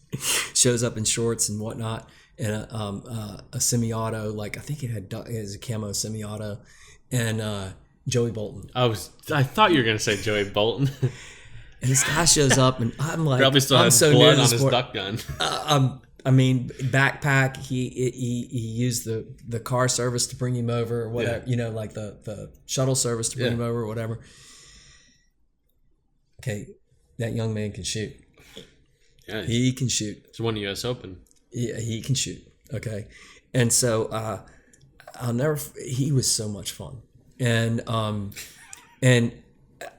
I was terrible, and it was a giant learning event every time he stepped up, and a couple of moments that take me to, like you were saying, you can learn from anywhere, and so one thing stepped out in my mind big with him. He started early with Corey Cruz, or they were friends, or somebody of that. Somebody, I'm not sure. He has another friend that's a professional shooter. I know he's friends with Theo. Theo? No, this is somebody earlier. At any rate, he told me that, he's like, I said, like, how did you practice and whatnot? He says, I used to shoot about 100 shells a day, and I used to go out, and he'd say I'd make sure that they were really good shots, and it made a huge impression upon me. And I've thought about it so many times. Like, it came up just now. Yeah. Like, here's a guy that reaches this level of success. Yeah. Kind of like on his own, and he shoots but he just patiently practiced these 100 shots, right? Yeah. And then he did something. Maybe it was close to one of the last stands. There was this. I just have a really funny story about Joey Bolton. It keeps coming. Okay, so I'm gonna tell this really quick. So there was this target, and it was like, it was a springing teal that had a very short window, and you couldn't see the machine, and it just kind of popped up, and then it was going to hit a tree. Well, he sets his gun up to where he's going to he's going to shoot that target. I had no idea what he was doing until he goes to do it, and you never saw the target. So basically, he shot the target as it came out.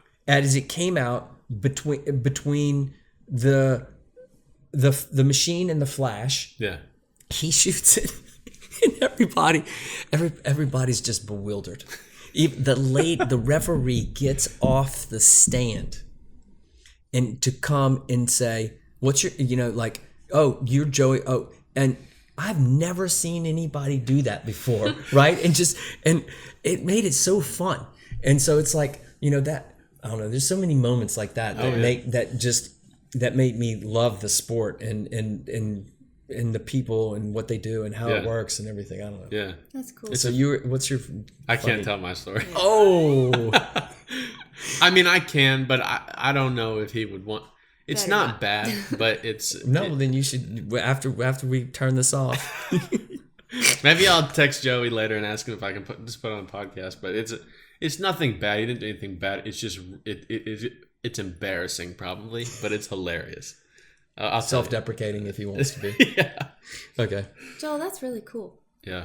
Your journey. Oh, thanks. I didn't fully know your whole story. Yeah, it's until pretty today. cool. Until I mean, today, I was holding out on you. You were holding out on me. You were. Have you been holding out on us on cooking? No. Well, yeah, actually. If you are, my mind is about to be blown. I mean, there are too many years of cooking. So like I already told you, there's a bunch of stuff we have to make next time. Yeah. Yeah. So you just send us a Joel- list of stuff to buy. Joel is going to help us with our menu for Cypress Creek Lodge. So if y'all want some of absolutely. Joel's cooking, you got to come here because, So good. man, like I was saying earlier, you're like our smart refrigerator. Those you can get a ticket and scan it, and the refrigerator will bring out recipes based off what's in your refrigerator. I never heard. You of are that. my smart refrigerator. and that all came about because because of the sandwich that we made. David said I Literally, have these ingredients. Yeah. I was like, look, just text me what you have, and I'll tell you. Oh, you could do this, or this. Yeah. And then Kaylee's like, You're smart refrigerator. there's a smart refrigerator. You don't, you can just put feed the refrigerator the receipt, like and it'll tell scan it you or something. Yeah. Okay. Yeah. It's insane. But who needs that? They just need a Joel. Yeah. Well, we've had a good time with your parents and just hanging out. It's been fun. It's been a fun week. Yeah. And this been really podcast fun. is Don't fun. every time. We appreciate you sitting down with us. And, Yeah. and Absolutely. I mean, it's been really fun. Yeah. Thank you for your for taking me to a good place and shooting, David. I've enjoyed it. It's been fun for me. It's been awesome. It's been fun for me to watch you. It's been awesome. Like come like your I guess involvement of the sport. It's been because I met you last year. Yeah.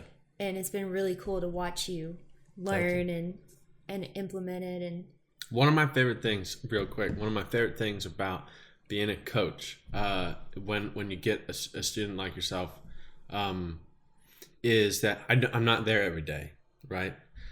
And so I see you in like segments, and so you're on your own implementing the work, and then I catch you again in a new phase, and then we implement new work, and I catch you again. So probably better than you can see it in yourself, I can see chunks of improvement, like big steps. And so it's fun for me. Like I always get excited when I get, when I have a regular student and I get to spend some time with them, because, you can see, huge progression of their technical, mental ability, visual ability.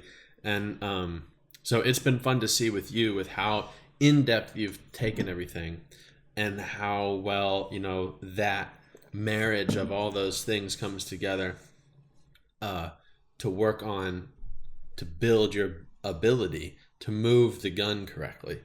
And there's been a huge improvement in this from the last time to this time. It's been probably the bit, if you remember the time that I went to New Orleans and we had that day where I put the video on my Instagram. It was another one of those moments. So it's been cool That was in like September. End of the year. I was No, after nationals, I think, wasn't it? No, it was before. It was before national. I think it's before nationals, and then I had seen you again at South Florida, and yeah, from November to now, really the vision and the mental training. It seemed like it put an X factor on the learning curve like I had never seen before. Yeah. And really, I was saying to Gretchen, my wife, I was like, gosh, is this for real? Did I really, but in any case, no, that's what really, I don't want to say jumpstart, but that's what really put things out there. Yeah. I could see a major difference, and I've seen a major difference I saw a big difference between November and going to the Caribbean, where I came in first place in the prelim and the fit task, and second in the main, and then got that Ironman or whatever you call it, where you get the total points. And that was my first time to ever do something like that. And I was like, wow. Yeah. And then I got schooled at the Gator Cup. Doug set some most people do. Doug set some awesome targets, right? And you know what? So okay, for instance, I called Doug the next day and I said, hey, you set some incredible targets. Yeah. He's one of my favorite targets. While it was a little bit painful, I shot an 81 on one course, and that was okay. I was like, okay, that was okay. There were some birds I would have had back. Then I shot like a 57 or something on the blue course, and I was like, what happened to me? That was tough. I mean, eyes got crossed. That was tough. Yeah. But you know what? If I hadn't put myself out there in that experience, it wouldn't have brought light to everything that occurred. Yeah. And I called Doug and I said, hey, I want to come see you. Will you take me around, explain to me how you set targets, why you set them the way you set them? I want to go over what I didn't do well, just like my notes and my thing. Yeah. And we did that for 2 days. And that was an incredible learning experience. Yeah. And the 4 weeks of shooting, right? Yeah. And then I went to I think I came in second in the fit task at the Florida Challenge or whatever that tournament is. But in any case, no, before the Seminole, the one it's in North Florida at Bradford. I just shot fit task. I just shot fit task there. And I learned something, another thing that I learned in shooting and being on the road, also going to the IMG Academy and playing tennis we played tennis 6 hours a day for 5 days. It was really tough. Wow. But I could see it, by the way, how the eye training was. I could see the ball moving through the lines on the ball moving through the air, right? And so I, cross training I think is really good. You can compare. But in any case, shooting over 4 weeks, that was all on the road, not going home. It's a big learning experience. It was tough. Yeah. But it was again where I could compress learning into a short time frame, come back and say, okay, what went well, what didn't go well. Yeah. Learning that, okay, shooting too much is just, it's not, I'm not there yet. Yeah. Right? I need to shoot less. Yes. Shoot less, have a little bit better quality. Maybe I don't shoot fit task at this tournament. Maybe I want to just focus on this. That's hard to do. Yeah. Right? And so you're learning yourself as a competitor. And in any case, those were some awesome learning events. Yeah. And then because I could see between November and the Caribbean what did or did not occur in those 4 weeks, and then step away for a bit. Yeah. And and learn all these things, and then go back at it again. Yeah. And I'm sure I'm going to get to a stand and my feelings are going to get hurt. Yeah. Happens to me. This is just part of the nature of the beast. And then I'm going to be like, okay, let me go work on that. Right. All right. So, well, bad news, Joel, that's going to happen for the rest of your life. Look, hey, that never stops happening. Life, in the book, The Road Less Traveled, life is difficult. So you might as well get used to it. Yeah. Yep. Cool. Awesome. This is fun. This was It a was good time. fun. This is very I don't fun. want Joel to go. I was kind of nervous You have about to it. I'm cut- just gonna say I was kind of nervous about doing this because I'm not sure how camera Oh, you thing. did fantastic. You did good. Yeah, awesome. Okay. So, thank y'all for listening, and thank you, Joel, for being on here. Yeah. You're a fantastic guest, client, friend, shooter, chef. I could go on, but you're just an awesome person to be around. Thank you. And we've had a blast having you here all week. So, Yep. welcome back anytime. Yeah. I'll be coming back in July, I think. Sounds Perfect. good. Cool. Thank you, guys. Thanks.